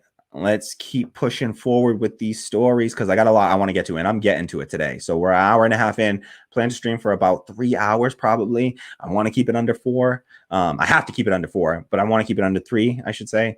So thank you so much to everyone that's here. I see that we've got, I see 11 people in here right now, but only eight likes. So please do me a favor. If you haven't already, and I know at least 3 of you watching haven't, hit that like button below. Press that like button. If you haven't already, also subscribe to the channel, please. It just pleases the YouTube algorithm. And also share the video. Share the video as wide as you can. And if you can afford it, throw me a few bucks on Patreon. That's at patreon.com/radical democracy. Please support the show. So thank you so much to everyone for being here. I want to see some more likes going up right now. I'm not seeing them. What are you doing? You better stop that. Hit that like button. You press that like button right now. All right. And I appreciate it. I really do. It helps. It just pleases the YouTube algorithm. You press that like button and more people will see the stream. So you're doing me a big favor and I really do appreciate it. I really, really do. I really appreciate it. So I see that we just got another like. Thank you so much to whoever did that. I really appreciate it. I should check our subscriber count as well, just to see how we're doing there. We passed 100 subs in our last stream, and now we are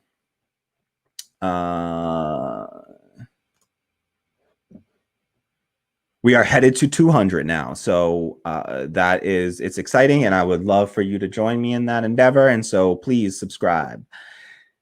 All right. Next story up. All right. No new subscribers yet. Looks like we may have lost a subscriber. That's okay. Don't worry.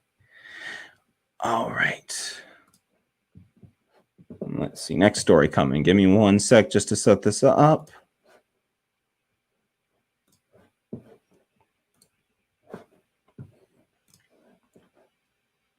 Okay. Next story up.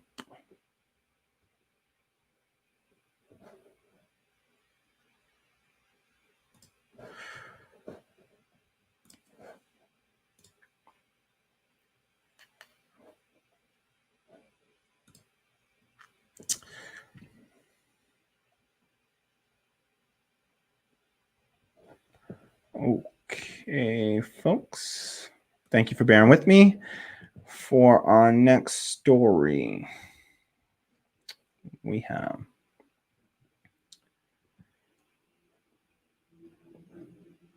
the stock market, specifically the S&P 500, has hit an all-time high amidst an economic crisis and a global pandemic, mass unemployment, and yet we have the stock market hitting a record high. And so I would just like to highlight the disconnect between the stock market and the economic reality of the masses of people in this country. So I don't think anything tells the story better than the stock market itself right now. So we have an article here from New York Times, August 18th. This was by Reuters, and it says, it's titled, "Big Tech Drives S&P 500 to Record High in Coronavirus Rally."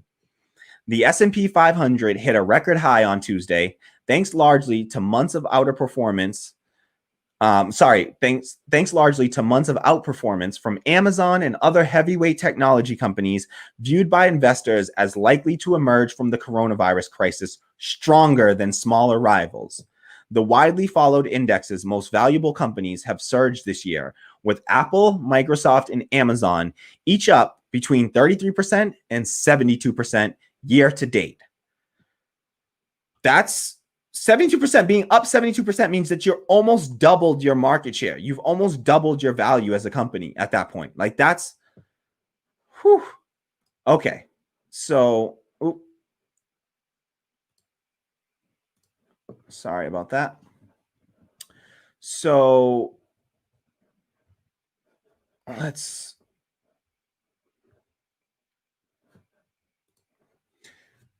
So I'm going to show a couple of charts here just to help hammer that point home. But I mean, what we're seeing here is big tech is monopolizing power, and they're growing ever bigger and stronger in the midst of a pandemic. This is what I believe it's Naomi Klein or Nomi.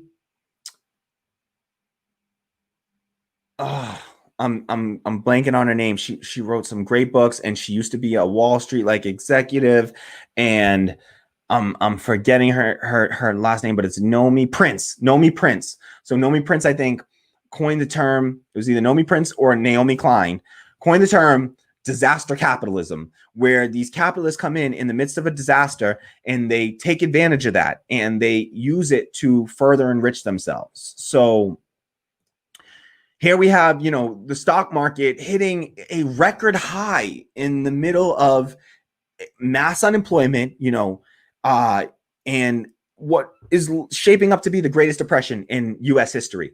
And yet, still, the stock market is doing just fine. Crystal Ball from the Hills Rising often cites someone that she saw on Twitter or something or somewhere where they said that the stock market is a graph of rich people's failings. And that's the best description I've ever seen of it, because that's all that it really is. It's speculative. It's 84% of the stock market is owned by 10% of the people in this country. So that's the top 10% of the country own 84% of the stock market. Over 50% is owned by the top 1%. So when you hear the stock market doing well or the stock market doing poorly, what that really means is rich people are doing well or rich people are doing poorly. And really what typically ends up happening is rich people do well when it goes up and everybody does bad when it goes down, because they let the damage trickle down. The good stuff doesn't trickle down. That never trickles down. But whenever damage is dealt, the suffering, that trickles on down. They make sure that all the working class people feel the suffering. So for instance, in the midst of this pandemic now, the response to this pandemic, what you're going to see is a bunch of employers who come in, and Richard Wolff talks about this, economist Richard Wolff talks about this, when he talks about how, he warns us of the existing class war that we're under, and how we're going to be fighting that class war, whether it's Joe Biden or Donald Trump that's in the office. And what these employers are going to do is now all of a sudden they have a massive labor force, a reserve labor force of unemployed people who are desperate, every month growing more and more desperate. And they just cut unemployment in the while all this is going on. And we're going to talk about Congress going off on a vacation in the middle of all of this. And we have here we have all of this economic destruction happening, and yet these the stock market is not impacted by the suffering of everyday people in any way, right? That's the disconnect that I really want to highlight, which is just that when they love to talk about this stat as if it's a measure, it's an economic indicator of how the economy at large is doing. So they'll say things like, oh, well, the GDP is doing well and the stock market is doing well. And what we really see right now is that, GDP at least is a slightly better indicator, because you can see the GDP contraction was historic. I did a story on that. You can check it out, about the historic GDP contraction of, nearly 35% contraction. It's just unlike anything, 3 times more than anything else at the worst point in our history that we've been tracking this. And at least that's a slightly better indicator. At least it's showing that there's clearly something, has disrupted the economy. The stock market, you wouldn't know otherwise. Look at the stock market right now, S&P 500. Look at that. We're record high. You would think that the economy is doing great, right? Isn't that what that means? The economy must be doing great if the stock market's doing well. But the reality is, this isn't a good economic indicator. The stock market isn't an indicator of working class people's reality and the reality for most of us, because most people, be real, how many of I'm willing to bet nobody really watching the show owns any stock. If you own any, you own a couple of bucks. Grandma gave you like some stocks too that she bought like back in like whatever, and you got a little like a couple of bonds, a couple of certificates or whatever, and you got your few stocks maybe. But most people, 99% of the people that I know do not own stocks. They, that's not the reality for them. They have no interest in that. They have no capability of participating in it, because you have to have disposable income to even get to that point, really. And so, the majority of Americans live paycheck to paycheck. 80% of Americans live paycheck to paycheck. So this is, it's just not, people don't have the capacity for this. And so here we have just something glaring, just a glaring example of how the stock market is completely disconnected from the economic reality of the masses of people. And nothing could be more indicative of that than the fact that it is hitting an all-time high at the same time that people are suffering from, mass unemployment, and about 30 million Americans will experience this month a $2,400 reduction in their income. And that's going to be the majority of their income for most of those people. And so we're at the same time that the eviction moratorium has run out, Trump's executive order did nothing. I want to do an update on that, but his executive orders were essentially as toothless as they were expected to be. And they were pretty much just suggestions in a wish list of things that he wanted. The only thing that seemed to hold that actually went through was the student loan moratorium. So that seemed to go through, and that appears because he does seem to have the power to do that, the authority to do that. The other ones were mostly just suggestions to states to do stuff, and they're not capable of doing it or are unwilling to do it. And so most of those executive orders Trump signed are absolutely meaningless ultimately, and will just be a political ploy essentially. So, and shame on me for not being even clear on that and seeing that ahead of time and recognizing that ahead of time. I gave him even a little bit too much credit. I recognized that it was probably, a lot of it wasn't going to come to pass. We questioned the legality of a bunch of the orders. But I wish I had hammered that even more and really had the foresight to say, you know what, it just doesn't look like it has any real power behind it. And so that was that. So just wanted to highlight that the stock market means nothing to working class people, and it's totally disconnected from the reality of our economy. And when you hear stats about the stock market doing well, like, divorce that from the economic reality of the masses of people, and just no, it's just a graph of rich people's feelings, really.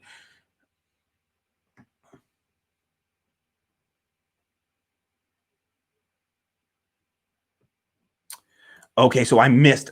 Okay, so Mark McKeever, a comment from Mark McKeever. He says, today's announcement of nearly 1 million unemployment filings last week is the real world indicator that reflects our economy. Yes, absolutely. That is a much better real world indicator for certain.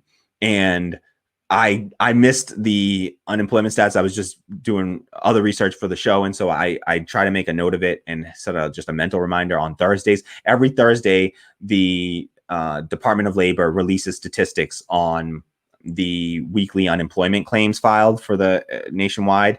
And what Mark McKeever is saying here, I don't have a chance to confirm right now, but let me see. Let me see the exact.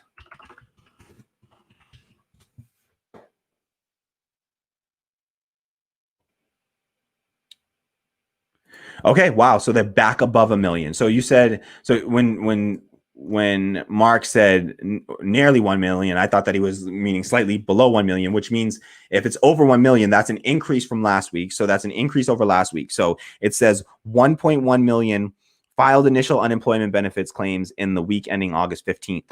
So,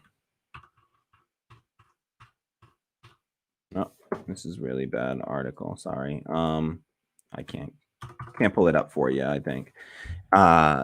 But 1.1 million. Here, let's try. Let's see.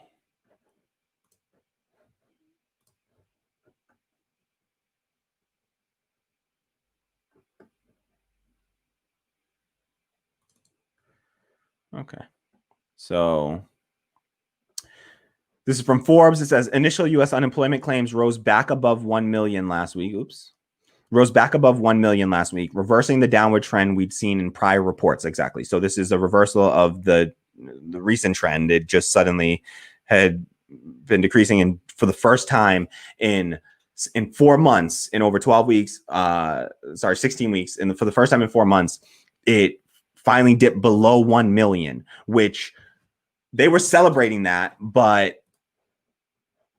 And okay, let me just read through the rest of this, and we'll talk about a little bit more about it. But key U.S. unemployment numbers, it says 1.1 million filed initial unemployment benefit claims in the week ending August 15th. Initial claims jumped by 135,000 from the previous week. 14.8 million received continuing unemployment benefits for the week ending August 8th.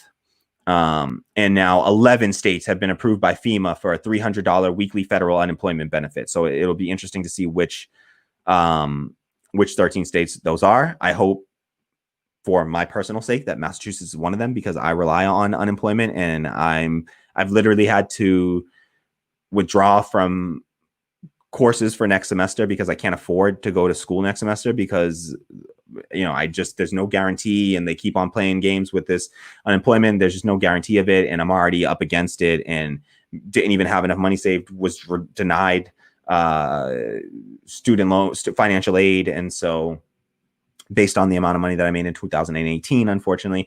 And so that's just that. So I rely on unemployment right now, and would love any amount more than what they're giving us right now. So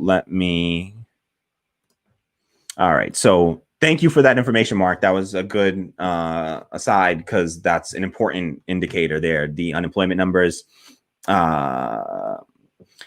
1.1 million is. These are historic numbers. At the height of the Great Recession, at the worst point that the weekly unemployment claims reached during the height of the Great Recession was 625,000. Prior to that, the worst record in U.S. history prior to 2020, the worst record in history was 695,000. That was as bad as it had ever gotten. 695,000 in a single week, at the very worst we had ever tracked in our economy. Since March, it has only dipped below 1 million one time, essentially, which was last week. It dipped below 1 million for the first time, and that was like celebrated. Oh, we went below 1 million. It was still like 900 and some odd thousand, which is like practically 1 million, and still worse than anything in the history of the country if you just ignore the last 4 months that we've experienced. And they're out here like writing happy, pleasant, celebratory headlines about this, when really people should be still in awe and shock and just horrified by the fact that over 1 million new people are filing claims. And let me tell you, it is. I'm in the middle. I've been removed from unemployment now. This is a whole messy system, and they do everything they can to push you off the unemployment rolls. And so I've been pushed off right now, and I have to go reapply, and there's all this jumping through hoops. And in fact, I was supposed to call them. I'm gonna have to call them tomorrow and deal with this tomorrow. And it's one of the reasons that I haven't been able to get as much content out recently, has in fact been because I've been dealing with the unemployment offices, and it's so stressful. It's just like it's draining, and like you just feel so drained and worn out and frustrated by the end of these calls, and nobody can help you, and they're overwhelmed at the office, and they've never had to deal with this many unemployment claims, and they're just pushing people off the rolls, and they have all these verification processes, and the appeals take like 6 weeks, and you're waiting, and it's just like, it's such a mess. And the real solution to all this, let's be real here, universal basic income, right? If we had a universal basic income, what folks like Kyle Kulinski calls Social Security for all, you just give it to every person. The same way we have Social Security, we want to do Medicare for all, we should do Social Security for all. You get every person in the country receives a Social Security check every month, every week, however we want to do it. But every person in the country receives a Social Security check. You pay in as you work, and you receive your Social Security check, and that's your universal basic income. That's your Social Security. Sorry about the doorbell there if you heard that. So that's your Social Security. And so that's what it should be, universal basic income across the board. Then you don't have, and if you have a Social Security card, or let's be real, a taxpayer identification number for any immigrant folks, you should receive a universal basic income in this country. So if you have one of those two things, you should receive. Hey, personally, I'd like it to be just every person, whatever, you just show up, you got to wait. Like, even if you're not documented, I want every person. I truly do. I want every person to be able to receive that. If you're living in this country, you should have it. If you're existing in this country, you should be able to be afforded that right. And so I would like to see that. I would like to see a universal basic income. And that's the real solution. Then you don't have all the red tape. You don't have to do this, like, who's qualified, who's not. Everybody would be getting it. And just the way that the IRS just cut a check to everybody, the $1,200 stimulus check, that one-time check, the IRS clearly just showed its ability to just cut a check to everybody in the country, use that same system, and just start cutting checks every month. $2,000 a month to every single person over the age of 16 in the country, period. That's it. And you could do something like an extra 1,000, or I say 2,000 a month for every child that you have as well. You know, like just something like that. It's basic until they're 16 years old. So the parent will collect for the children and just help everybody else out. Like that's, you know, $1,000 for every additional child, at least a month. I mean, I'm thinking 2,000, but whatever. And so that's the real solution here. And all right. So next story. We're nearing the 2-hour mark. Thank you to everyone that's been here. Totally understandable if you're dropping in and out as we're doing these stories. I know this is a pretty long stream, and my goal is to just get through all the stories, and so we can get the clips up after the fact. And so I'm going to get through a few more stories here now, and we'll see how much we get through up till about the 3-hour mark, and then we'll probably cut it around there. Okay, so we got about another hour left on the show. Thank you so much to everyone that's here. If you haven't already, please do me a favor, hit the like button below. If you're on here on YouTube, you have to be, because I'm only streaming this onto YouTube. So hit the like button, subscribe, hit the bell to receive notifications whenever we go live or launch a new video. And if you can't afford it, do me a massive favor and support independent Black left media by heading over to patreon.com/radical democracy and just dropping me a few dollars, you know, whatever you can afford monthly, a few dollars a month. It makes a world of difference. $1 a month, honestly, whatever you can afford. I deeply appreciate it. And it really will help the show to continue to exist and to grow. And I do intend to build this as a democratic worker cooperative. And so you are supporting that movement. You are supporting that cause. So please do me that favor and support independent Black left socialist media. Patreon.com/radical democracy. I appreciate you so much. Even if you don't agree with me on everything, support it. All the liberals out there, support. All right, so let's get to another story here. Okay, what else do we got? Oh, sorry, that's my phone buzzing. Glad that wasn't in the middle of a...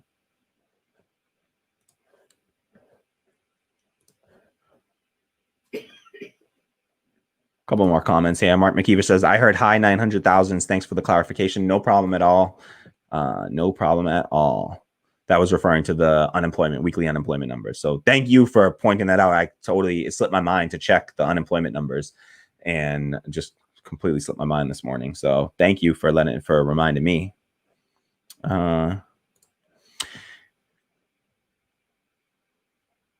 Mark McKeever says, give it to President Sump Pump. He's able to sell this facade of a healthy economy to his uneducated masses. It's disconcerting, to say the least. Yeah, I think like he's still somehow able to right now, Donald Trump is polling higher than Joe Biden on the issue of the economy. When polled on the issue of the economy, they say, who do you think is better for the economy? Right now, Donald Trump is polling higher than Joe Biden on that question. So that just shows you, in the midst of all of this, people they trust Joe Biden less than they trust Donald Trump with this economy. Are you kidding me? And look what he's done. He's oversaw like the worst economic crisis in the history of the United States, and people still have higher confidence in him than they have on Joe Biden. That's not a good sign, folks. That's not a good sign. That should scare people for this upcoming election. That should worry you. That should really worry you. They are way too close in battleground states right now. So yeah, way too close. All right. Start setting up this next story here.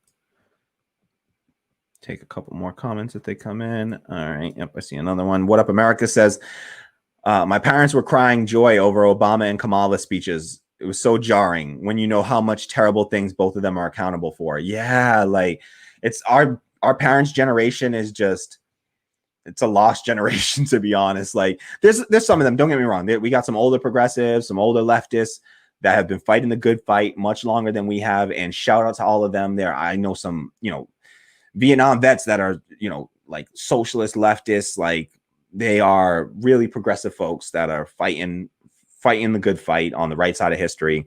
So no disrespect to any of that older generation. I'm sure it sucks to be a part of that older generation and have to deal with your peers just like the surreality, the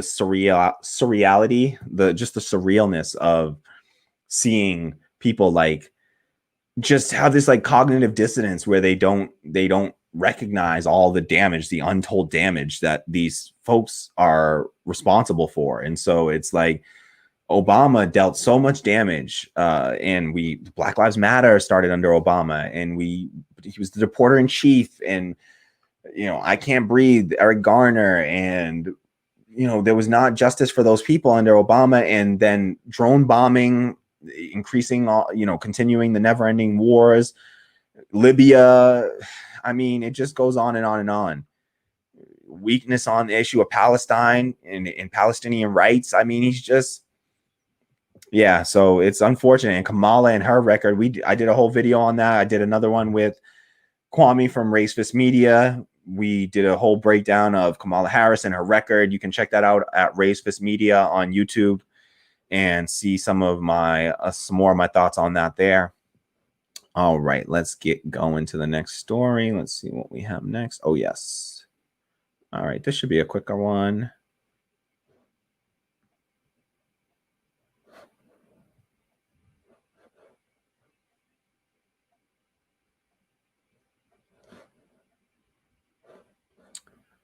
Okay.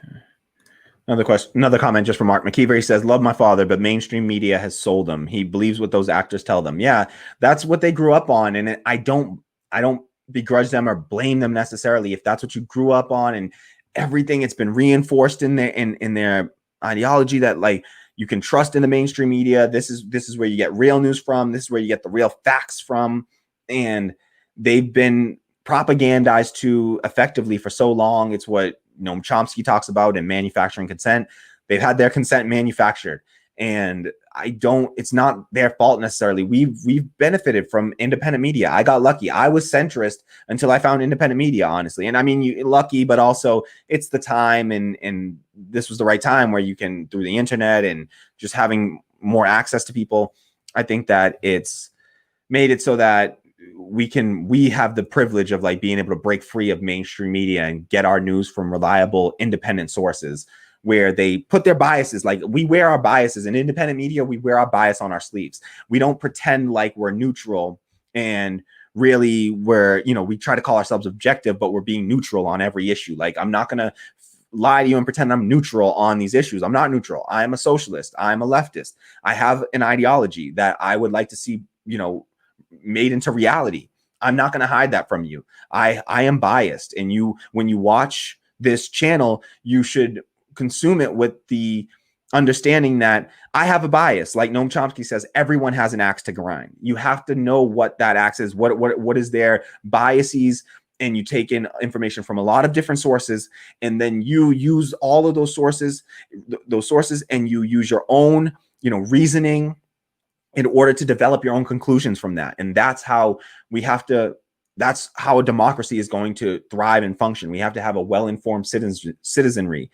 And so that's required in a democracy. And so we have to properly inform people. And the only way we're going to properly inform people is by uplifting independent media and allowing these platforms to become megaphones for working class peoples and to really uplift these issues and put these issues on the forefront and shift the Overton window so that we can have these discussions. And it's not these discussions. The discussion on mainstream media has been narrowed down so far where the bounds are just so narrow of what's acceptable to talk about. They consider like a $15 minimum wage like radical. And it's just like, if we kept up with inflation, it would be $22 an hour. What the hell is radical about 15?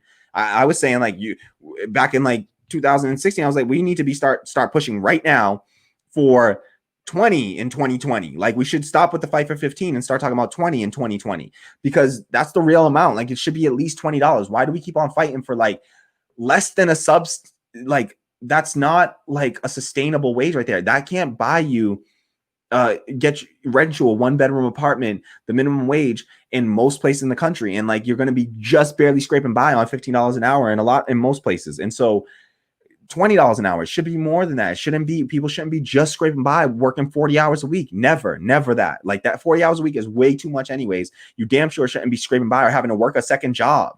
That's absurd. So, all right, next story up. We've got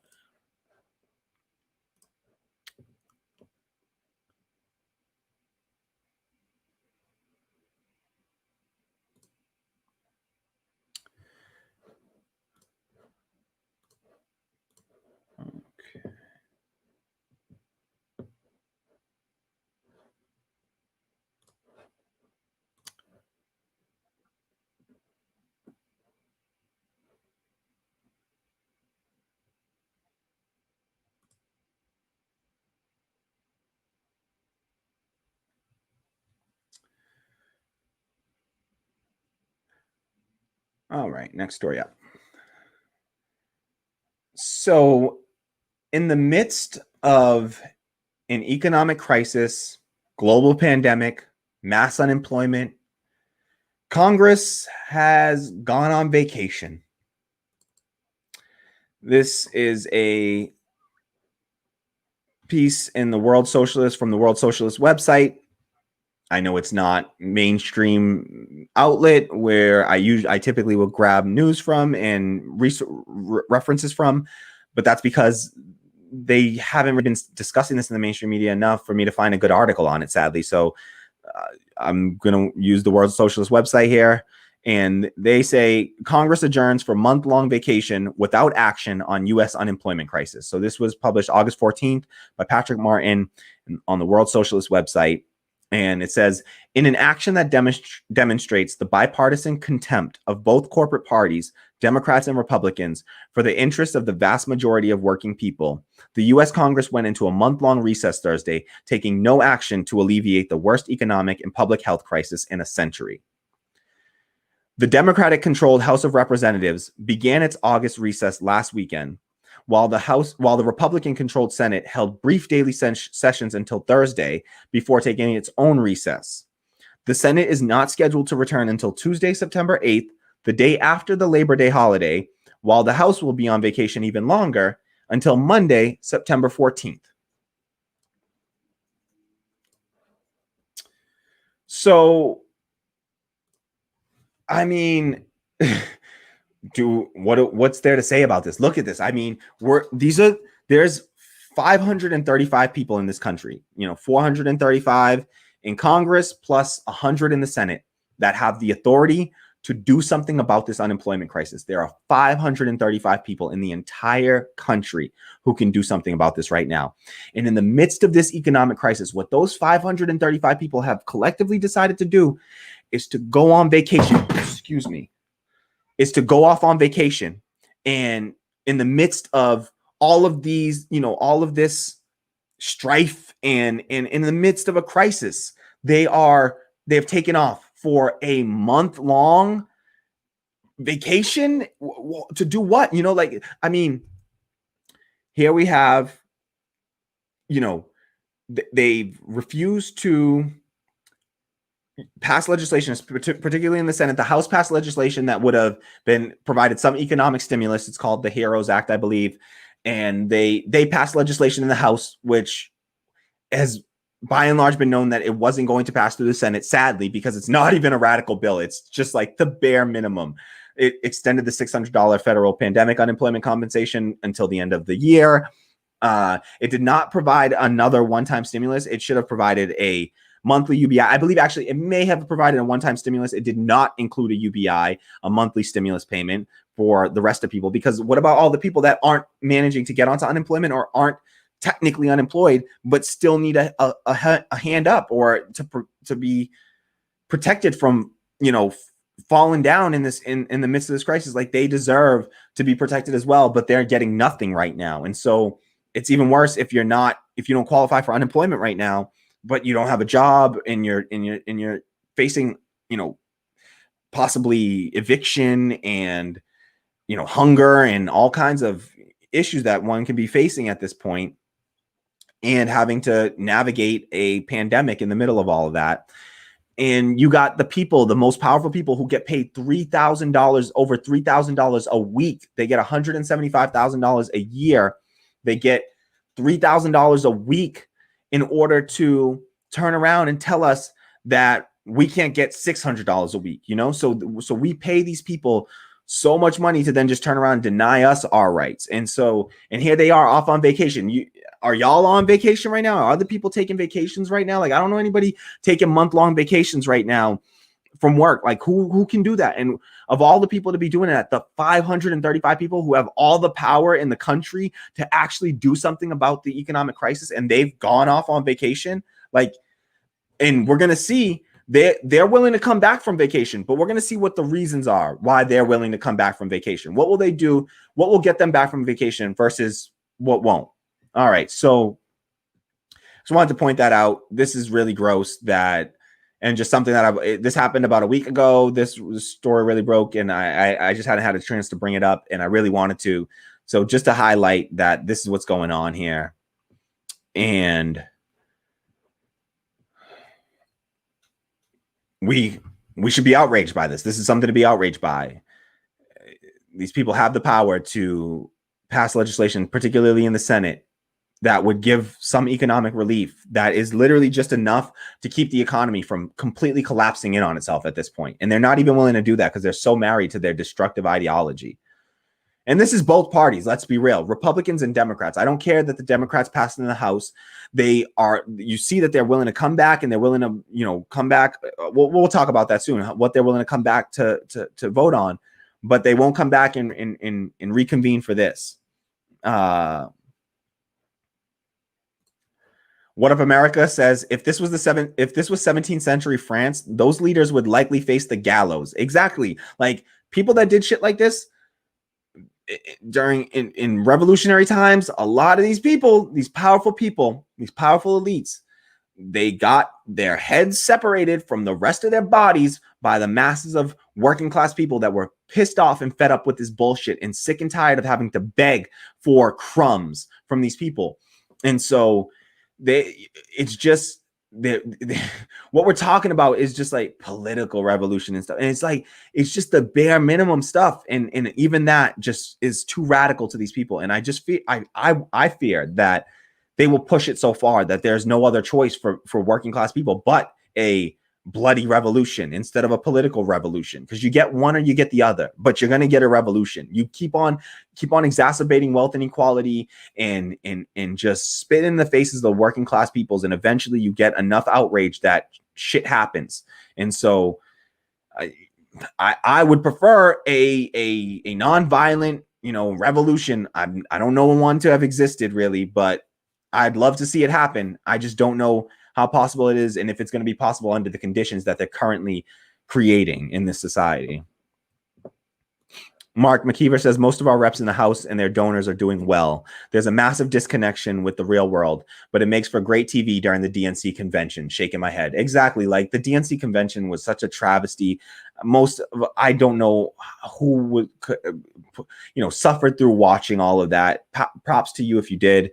I couldn't do it. I watched little clips here and there and watched Tim Black's, analysis of it. And that was the most I could do. It's just, it's all pomp and circumstance and pandering and platitudes, and it's garbage and it's meaningless. And they will do all that, but they will do nothing to actually help working class people. And Mark McKeever is absolutely right. They're totally disconnected from the reality for the vast majority of them, from their constituents. They just do not recognize the reality for most of their constituents. And I don't think that it's appropriate that our leaders, so-called leaders in Congress, are going on vacation in the midst of an economic crisis, a month-long vacation. It's totally inappropriate. Okay. I wish I had a happy story to do today so that I could lighten up the mood here for us, but I don't think that's going to happen, sadly. I'm sorry, y'all. I'm gonna mix in some happier stories into all of this stuff. I really do want to. I have a story I want to highlight. A progressive candidate that's running in Massachusetts, Issane Leckie, and hopefully I can do a nice positive story for Issane Leckie. Although some BS happened recently, with her campaign, not from her, but with just some of the same BS that I've seen happen similar to the Shahid Buttar situation, really, reminiscent of some aspects of the Alex Morse smear job that we're going to get into very soon. And it just bugs me. That stuff just bugs me, and it's unfortunate. It's saying like he's running for Joe Kennedy's old seat in Congress, the one that he just vacated to run for Senate, and it would be amazing to get a real progressive in there, and she is that. And so we'll talk more about her and hopefully get to do some positive stuff and be happy about stuff. I like being happy. I swear I do. All righty. Next story up. Let's do it. Oh, and let's just, before I move on, one more thing on this. I just wanted to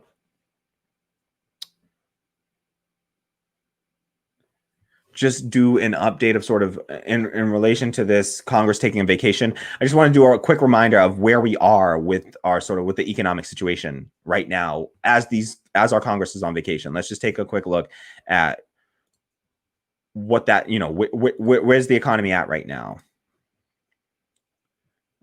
Okay.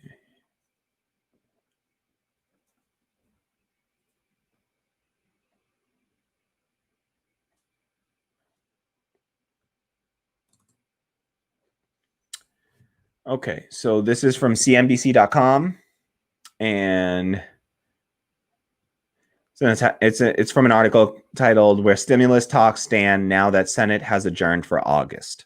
So this is in relation to the Senate adjourning. They said, where does the economy essentially stand? So on the eviction moratorium, the federal eviction moratorium expired at the end of July. Without further action, it is up to each state and sometimes city to extend their eviction moratoriums or let them expire. New York State just extended its ban through September. So depending on where you are, your eviction moratorium may have likely expired at the end of July and has not been replaced, and you are now subject to eviction.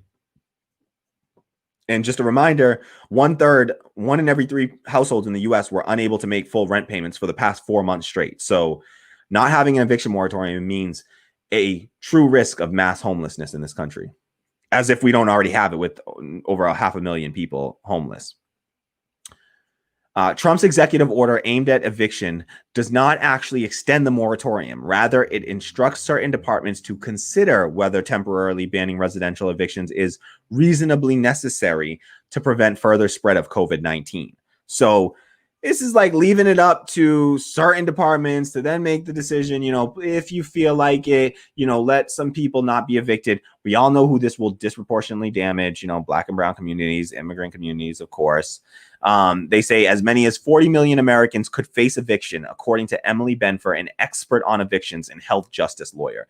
40 million Americans could face eviction. That's a crisis. Stimulus checks. A second round of stimulus checks seems to be one of the less controversial provisions. Senate Republicans and House Democrats both proposed another round of $1,200 to $2,400 checks in their respective stimulus packages. So they've proposed them. Nothing has happened about this. But any additional check requires congressional approval, which means taxpayers wouldn't receive a payment anytime soon. All right. So no stimulus payment coming anytime soon. Student loans. So this was the one thing that seemed to work from Trump's orders. Trump also ordered the Department of Education to continue deferring federal student loan payments through the end of the year. During that time, no interest will accrue for around 35 million borrowers. The pause is intended to be automatic, as was the initial deferral put into place by the CARES Act. So this actually seemed to go through. This seemed to work. We talked about that earlier. This actually, the student loan moratorium, payment moratorium seemed to actually go through. That was based on Trump's executive orders. So he did do something decent there. That was one decent thing from his economic orders, from his executive orders, that Congress was not able to get. So, you know, golf clap for him on that, at least. And I'm somebody that has student loan debt. So, you know, unemployment insurance. One of Trump's executive orders guarantees $300 per week in additional federal benefits for some workers, and potentially $400 total, depending on how much money states have to give. But UI experts, unemployment insurance experts, and state governors say it could take weeks for states to update their unemployment systems for the new rules and pay out benefits. So I'm on unemployment.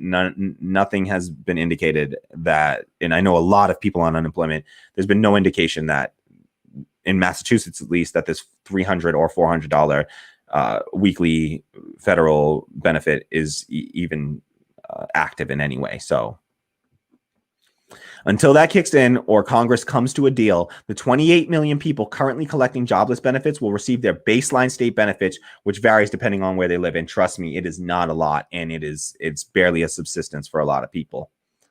So that's that. That's our updated status of the economy there. So I just wanted to do that quick update on there too. And just to show this is the reality that we face as Congress goes off to go on vacation. So these are our leaders. These are our leaders here, folks. We got to do better. We got to demand better from these people and just push on these issues and fight like hell and, you know, work to get real progressives elected and fight in other ways, in other arenas. It can't all be electoral politics because it's such an uphill climb in electoral politics. The system has been created and is so powerful that it's really, really hard to break through. And so we got to fight and resist in other ways. And that's what this channel is about, truly. And what I'm trying to do here is to build a democratic workplace, to build an anti-capitalist workplace, and start to build socialism from the ground up. The way that, honestly, every economic system that in history that has taken hold has started that way, through, in the midst of feudalism, capitalism sparked up, and it started up in small little pockets and merchants and people trying to do that. And it was quashed and fought against, and it kept on bubbling up until it rose up and became the dominant force. Same thing, you know, for, from feudalism to slavery, and just these things, they manifest first in small pockets of the economy until they grow and gain enough power, and then eventually can become the dominant economic system. So that's how I feel like is the best way to contribute. And if you want to contribute to that, please do me a favor, and you can head over to patreon.com/radical democracy and donate a few dollars, and it is deeply appreciated, deeply appreciated. So shout out to all my Patreon patrons. Thank you so much for supporting the show. You are all amazing, and I appreciate you so much. And just thank you for keeping that going. I am trying to get a quick check of the Patreon page, but something weird is happening with Patreon, sadly, so I cannot check Patreon right now, unfortunately. Let me see if I can get to my page. Interesting. Oh no, I think we lost a patron. Oh no. Sadly, I think we lost a patron, folks. Sorry. Shout out to everyone that donated, though. I understand if folks can't donate, can't afford it. I totally understand. We're in the midst of a pandemic. I really do want to keep this channel going and growing, and in order to do it, unfortunately, it is going to require some funding, and so has to come from the community because I don't have anywhere else to get funding from. I'm unemployed, and I love doing this, and I really want to keep this going. So if you can please help me out and head over to patreon.com/radical democracy and sign up and donate a few dollars a month. It means a lot and will help the channel to continue to exist. So thank you so much to all my Patreon patrons and to everyone else that becomes one. Thank you so much. Okay, let's get to our next story. That's a bit of a bummer, so I'm a little bummed out that I lost a patron, but I know that's going to happen. It's just going to happen, folks. Doing what they can, and I appreciate it. I appreciate everyone doing what they can.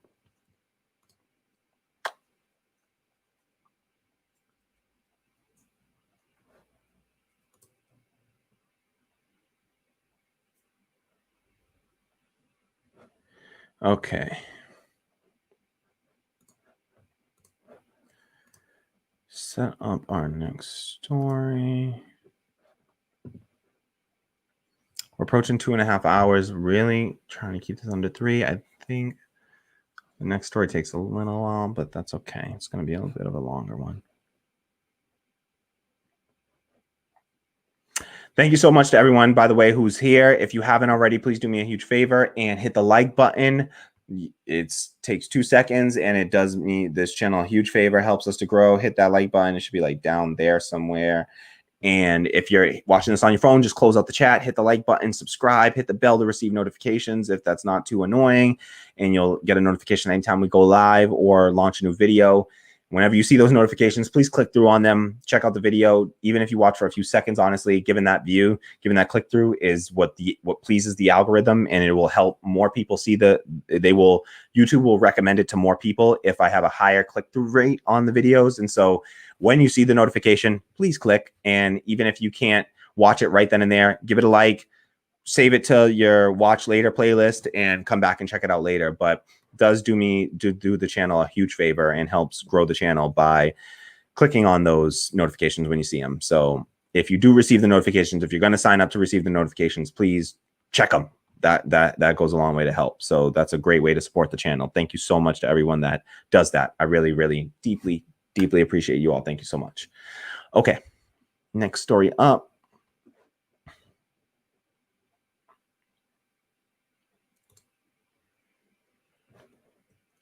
Okay, this I hope to be a quick one, and then we'll get to the Alex Moore story.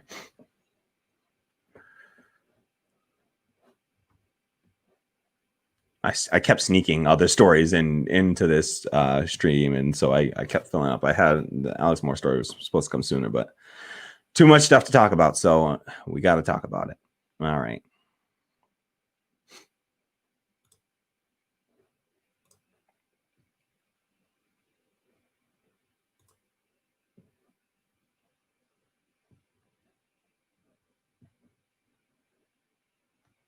Sorry, 1 second, just grabbing the next story here.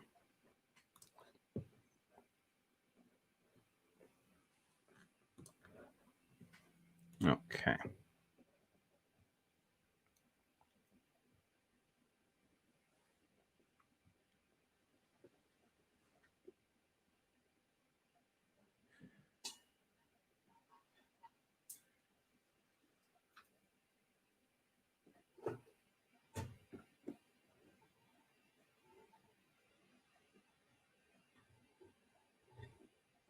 Oh, I just realized I did that story earlier. Oh, I'm so upset.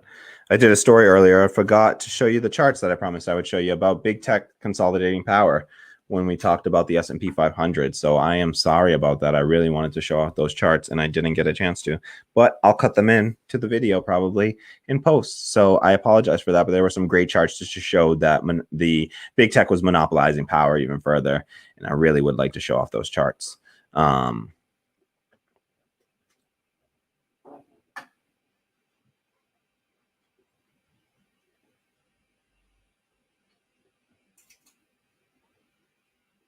Okay, sorry, just finding this.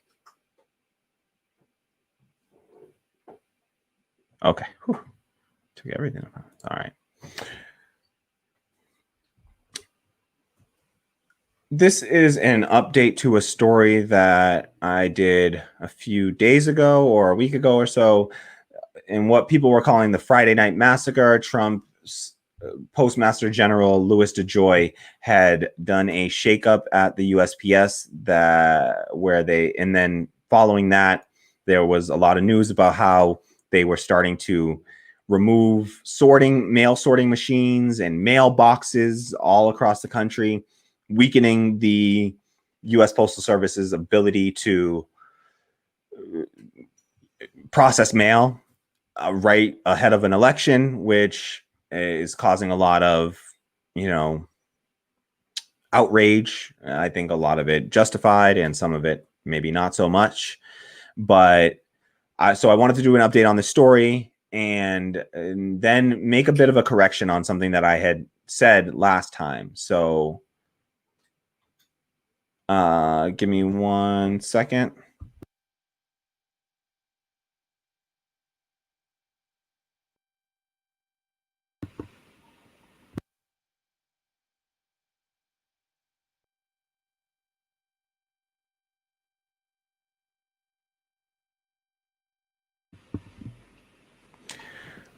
Okay, so here we go.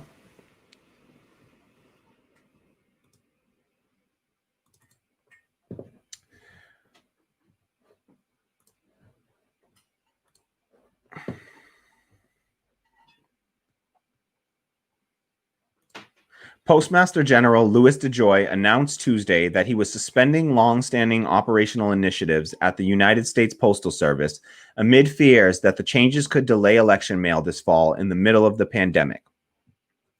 To avoid even the appearance of any impact on election mail, I am suspending these initiatives until after the election is concluded, DeJoy said in a statement. In his statement, DeJoy asserted that mail processing equipment and blue collection boxes will remain where they are, and that overtime has and will continue to be approved as needed. DeJoy's statement does not address whether changes that have already been made, like removed equipment or changes in operational practices, would be rolled back. So this is so essentially what's happening here is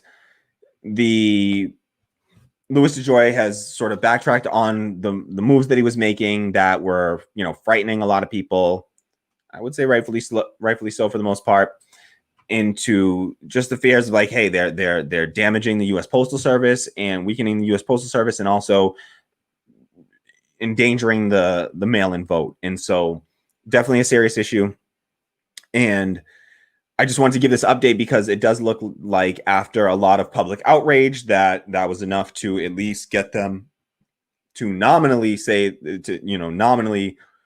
backtrack and say that they'll at least backtrack, and ostensibly they're backtracking on those moves. And now, the things should stay as they are. At least, the status quo should be maintained from here on out. Now, they say they don't know if he's going to reverse the damage that's already been done, the removal of the sorting machines and all that. Maybe it's already enough that they've already dealt enough damage that he feels comfortable with it. Who knows, honestly. I know that I don't trust these people. He's apparently this guy has millions of dollars in stock ownership of other private mail companies like UPS, I believe, and not directly, but through his funds that he controls. And so these, he has personal investment in a personal conflict of interest, really, with the United States Postal Service, because he essentially has part ownership over some of the competitors of the USPS. So it's really gross, and he's a mega donor to the Trump campaign. And these people certainly aren't to be trusted. And he looks to be trying to damage the United States Postal Service just to weaken, again, to actually do damage to the vote, and then also to just help to privatize the USPS. And when I did the story last week on the Friday, it's called our title of the video is Friday Night Massacre at the USPS. Maybe I can post a, link to it here or something, but maybe not. I'll try.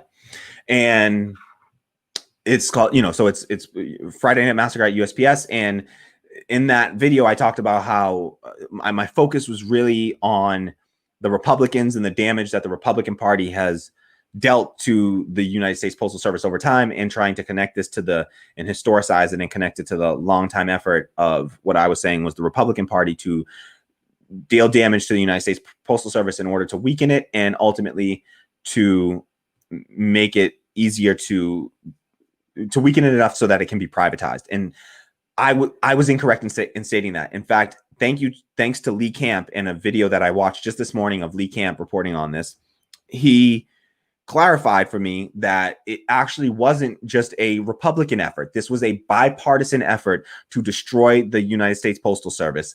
And we should not forget that. And we cannot forget that. So while all of these, establishment Democrats are out there feigning outrage right now, we should keep it in the front of our minds that they helped to do the damage that has been done to the United States Postal Service. So all these long-standing Congress people, they all voted in favor of a bill that created a rule that forced the United States Postal Service to have to fund their pensions, employee pensions, 75 years in advance, which means that they were forced to fund pensions for employees who hadn't even been born yet. And they're the only institution in the entire United States that is required to fund employee pensions in this way. So it was not a 100% Republican effort. In fact, it was bipartisan. There were 2 Democrats, and I don't have their names on me because unfortunately I just got this information this morning, and I just I already had a bunch of stories, and I just crammed this one in. And so there were 2 Democrats who introduced the bill, co-sponsor introduced that bill to force that rule on the USPS.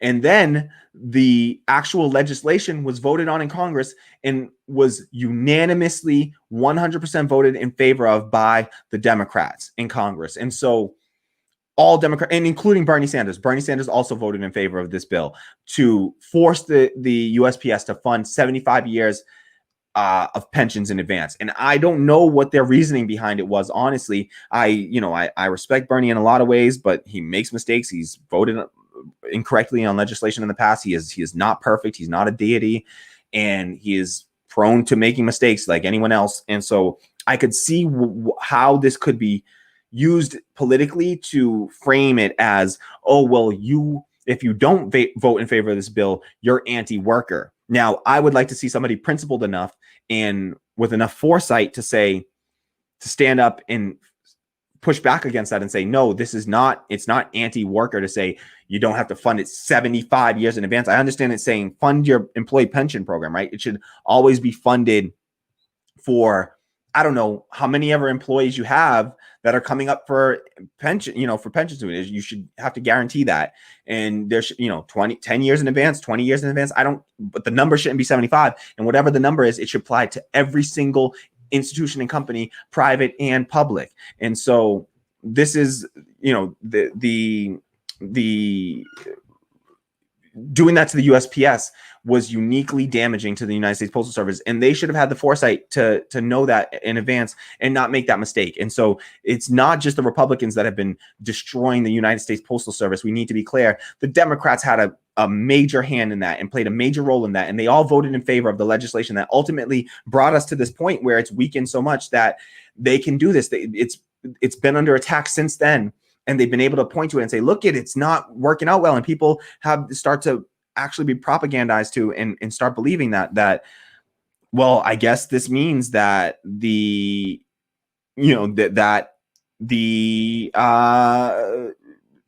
Postal Service is inefficient and ineffective, and we need to privatize it. Apparently that's the solution. And so that wasn't just a Republican doing, that was the Democrats as well. And we need to give credit where credit is due, including on the bad stuff. And so give blame where blame is due. And that's the Democrats definitely sharing that for damaging the USPS. And so I apologize for not pointing that out on my original stream.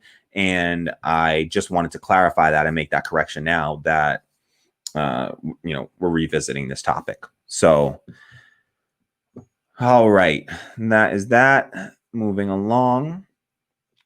Shout out to everyone that's still here and sticking it out with me. I really appreciate it. It's been way too long, and I am trying to get these things to be more and more concise, but we've gotten more stories in today than we did yesterday, and not too distracted by comments. I know I do. I just love hearing from y'all. Love hearing from the community. So just stop being so interesting if you want me to stop reading your comments, okay? All right, so here we go. Next story up. Oh, before we move on, we have to talk about this. One other thing to mention on this USPS story. Got to bring in one more resource here.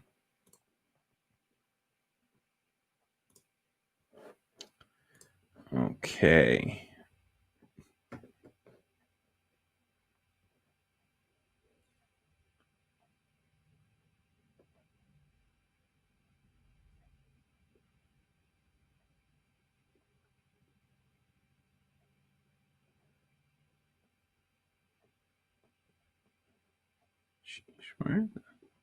Okay.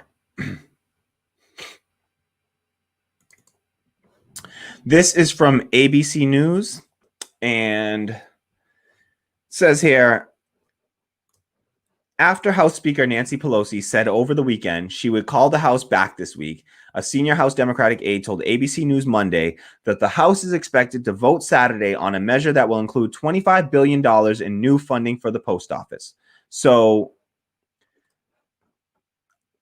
this is in an ABC News article titled House Democrats Push Saturday Vote on $25 billion in Postal Service Aid. So, and it's not clear the House bill will ever get a vote in the GOP controlled Senate. So here we have the House, the House of Representatives coming back to Congress to vote, and they're willing to come back to vote on a bill that might not even pass in the Senate, but they want to push this because they want to signal, they want a virtue signal to the constituents that they are pro-democracy and they are, for, they are fighting for democracy here. And they want to virtue signal that. And so they're willing to come back and vote on legislation that likely won't even pass because it's not going to, the Senate's not coming back and they're not going to do anything about it. So the House can pass whatever they want. The Senate's not going to pass a damn thing. So it's likely to not even pass the Senate, but they're willing to bring everybody back from their vacation, from their little vacation. They're willing to bring everybody back so that they can vote on this bill that to undo the damage they already caused, but they can't bring everybody back and start to fight and hammer out legislation that would actually pass in the Senate as well, right? Because that's what they need to do. They could pressure the Senate the same way they're trying to pressure the Senate with this bill, pressure the Senate with an economic stimulus package, like pressure the Senate with that. You should be there, holding meetings and holding committees and doing whatever you have to do to ensure that working class Americans get an economic stimulus. And instead they're over here doing, virtue signal votes instead of actual doing anything substantive here. And so they're willing to come back for this vote, but they're not willing to come back to fight for an economic stimulus or to just actually fight for that in general. And so I know people will take issue with that. They'll say, oh, well, the House already passed a bill, the HEROES Act. Yeah, well, I don't care because it didn't pass and it's not been made legislation. And so they should be there working until, because, everybody else is just, they wish they could be working right now. And we're all doing what we can do to do our part. And so they need to do their part. And they have the power and the ability to actually enact change in this country. And they're sitting on their hands right now. And so, yes, I do blame them, the Democrats, for not pushing further, and for the Democrats in the Senate to not all be like, we're going to all show up at the Senate and we're going to meet. And if the Republicans don't want to come here and show up, then that's going to be an abdication of duty for them, and call them out on that and expose that and have all the news camera and the mainstream media show up there and record your committee meetings and hold committee meetings and hold conferences and whatever else you have to do to shame the Republicans into showing up in Congress and voting on this damn economic stimulus package to provide to prevent the economy from just completely collapsing in on itself. This is just like bare minimum stuff that you have to do. And so people, they have to provide this. They need people need the help. They need to provide this in some way. And so, and they're the only people that have the power to do it. So they should come in and they should step in and be pushing for this. And the Senate, the Democrats in the Senate should be pushing on it and embarrassing the Republicans and calling them out by name. Show up in their district if you have to. Do whatever you have to do to, bring it to their front steps and shame them into having to show up for the American people and show up for their constituents. And if they don't, at least you did. At least you did.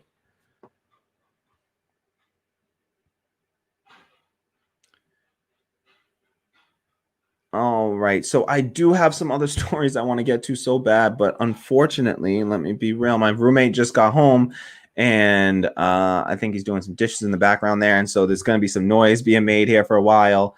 Tammy, would you be able to listen in and tell me if you can hear? I'm almost certain you're going to be able to hear the banging in the background. If anyone's still listening to me, if you can let me know if you can hear that clanging in the background. I don't want to do whole segments with that noise going on, so I'm going to have to wait and come back. I don't have enough comments to get through here, so I kind of think I'm going to end this stream and have to come back and do. I really want to get to this Alex Moore story. I have to get to it soon, but I just don't. I don't think that I can do it right now with the noise in the background. Unfortunately, sorry about that. This is just help me, get enough funding that I can get a space to do this in. So I need your help. Patreon.com/radical democracy. Help me get some soundproofing at least, or something. We can figure this out. We will make this work so that we can keep this thing going. But I need your help. I need your support. Patreon.com/radical democracy. Please head over there. Drop me a few dollars. We have a total of 6 patrons right now for contributing $34 a month. I need to get to at least $500 a month just to be able to survive on this channel alone, on just doing this work. Really, it's closer to at least $1,000 a month to really not be struggling to get by, because there's taxes and all that sort of stuff that has to come out of it once you make over like $600 a month or something like that, or whatever. Yeah. So, you know, $1,000 a month is probably the real target that I'm heading for, you know, aiming for. I know it's not easy. I know we're a tiny community. It's not all on each individual. You do whatever little bit you can do if you can do it. And I totally understand if you can't, you know, do whatever else you can to help. If you can, hit the like button, subscribe, share the video far and wide. And that really helps the channel to grow. So I do appreciate everyone for being here. Thank you so much. All right. I want to do this. I want to do this Alex Morse video. And it's a really important piece, but I can't do it if the audio is going to be screwed up, because then I'm not going to be able to fix it in post. And so just to give you a little bit of the behind the scenes here, unfortunately, I don't think that I'm going to be able to do this stream because it's going to have some light background noise going, and I'm going to have to wait. So what I'm going to do is I'm going to cut this stream off. I'm going to end this stream now, and then I will come back later and finish the stream and do another stream if I can, once things quiet down in here. Shout out to my roommate. I love you. He's helps me have a shelter, and we call it, you know, I'm staying at his place. Buddy of mine from high school, one of my best friends, you know, just lets me stay at his place because I'm not housing secure and I can't afford rent. And if I didn't have him, I would be living on the street somewhere, or, you know, camping on another friend's couch somewhere, and it just wouldn't be a good situation. And so I deeply, deeply appreciate it. Shout out to my roommate and, you know, best friend, one of my best friends, who helps a brother out like that. And so thank you so much. Not going to call him out by name because he has not given me permission to do so. So I will not do that. But he knows who he is. So love you. Thank you. Keep doing your thing. Sorry I didn't do them dishes. I should have done them before I started the stream. Shout out. All right. Nothing but love. Thank you to everyone who showed up, who endured my ramblings. I'm going to do another stream. I'm going to come back and we're going to talk about this Alex Morse issue tonight. I promise at some point I have to get to this story. So it's an important story. It must be discussed. And it's the title of this video. I'm so ashamed that I didn't get to it. I'm so sorry. I can't keep teasing with that and then not getting to the story. So I apologize. We will link up soon.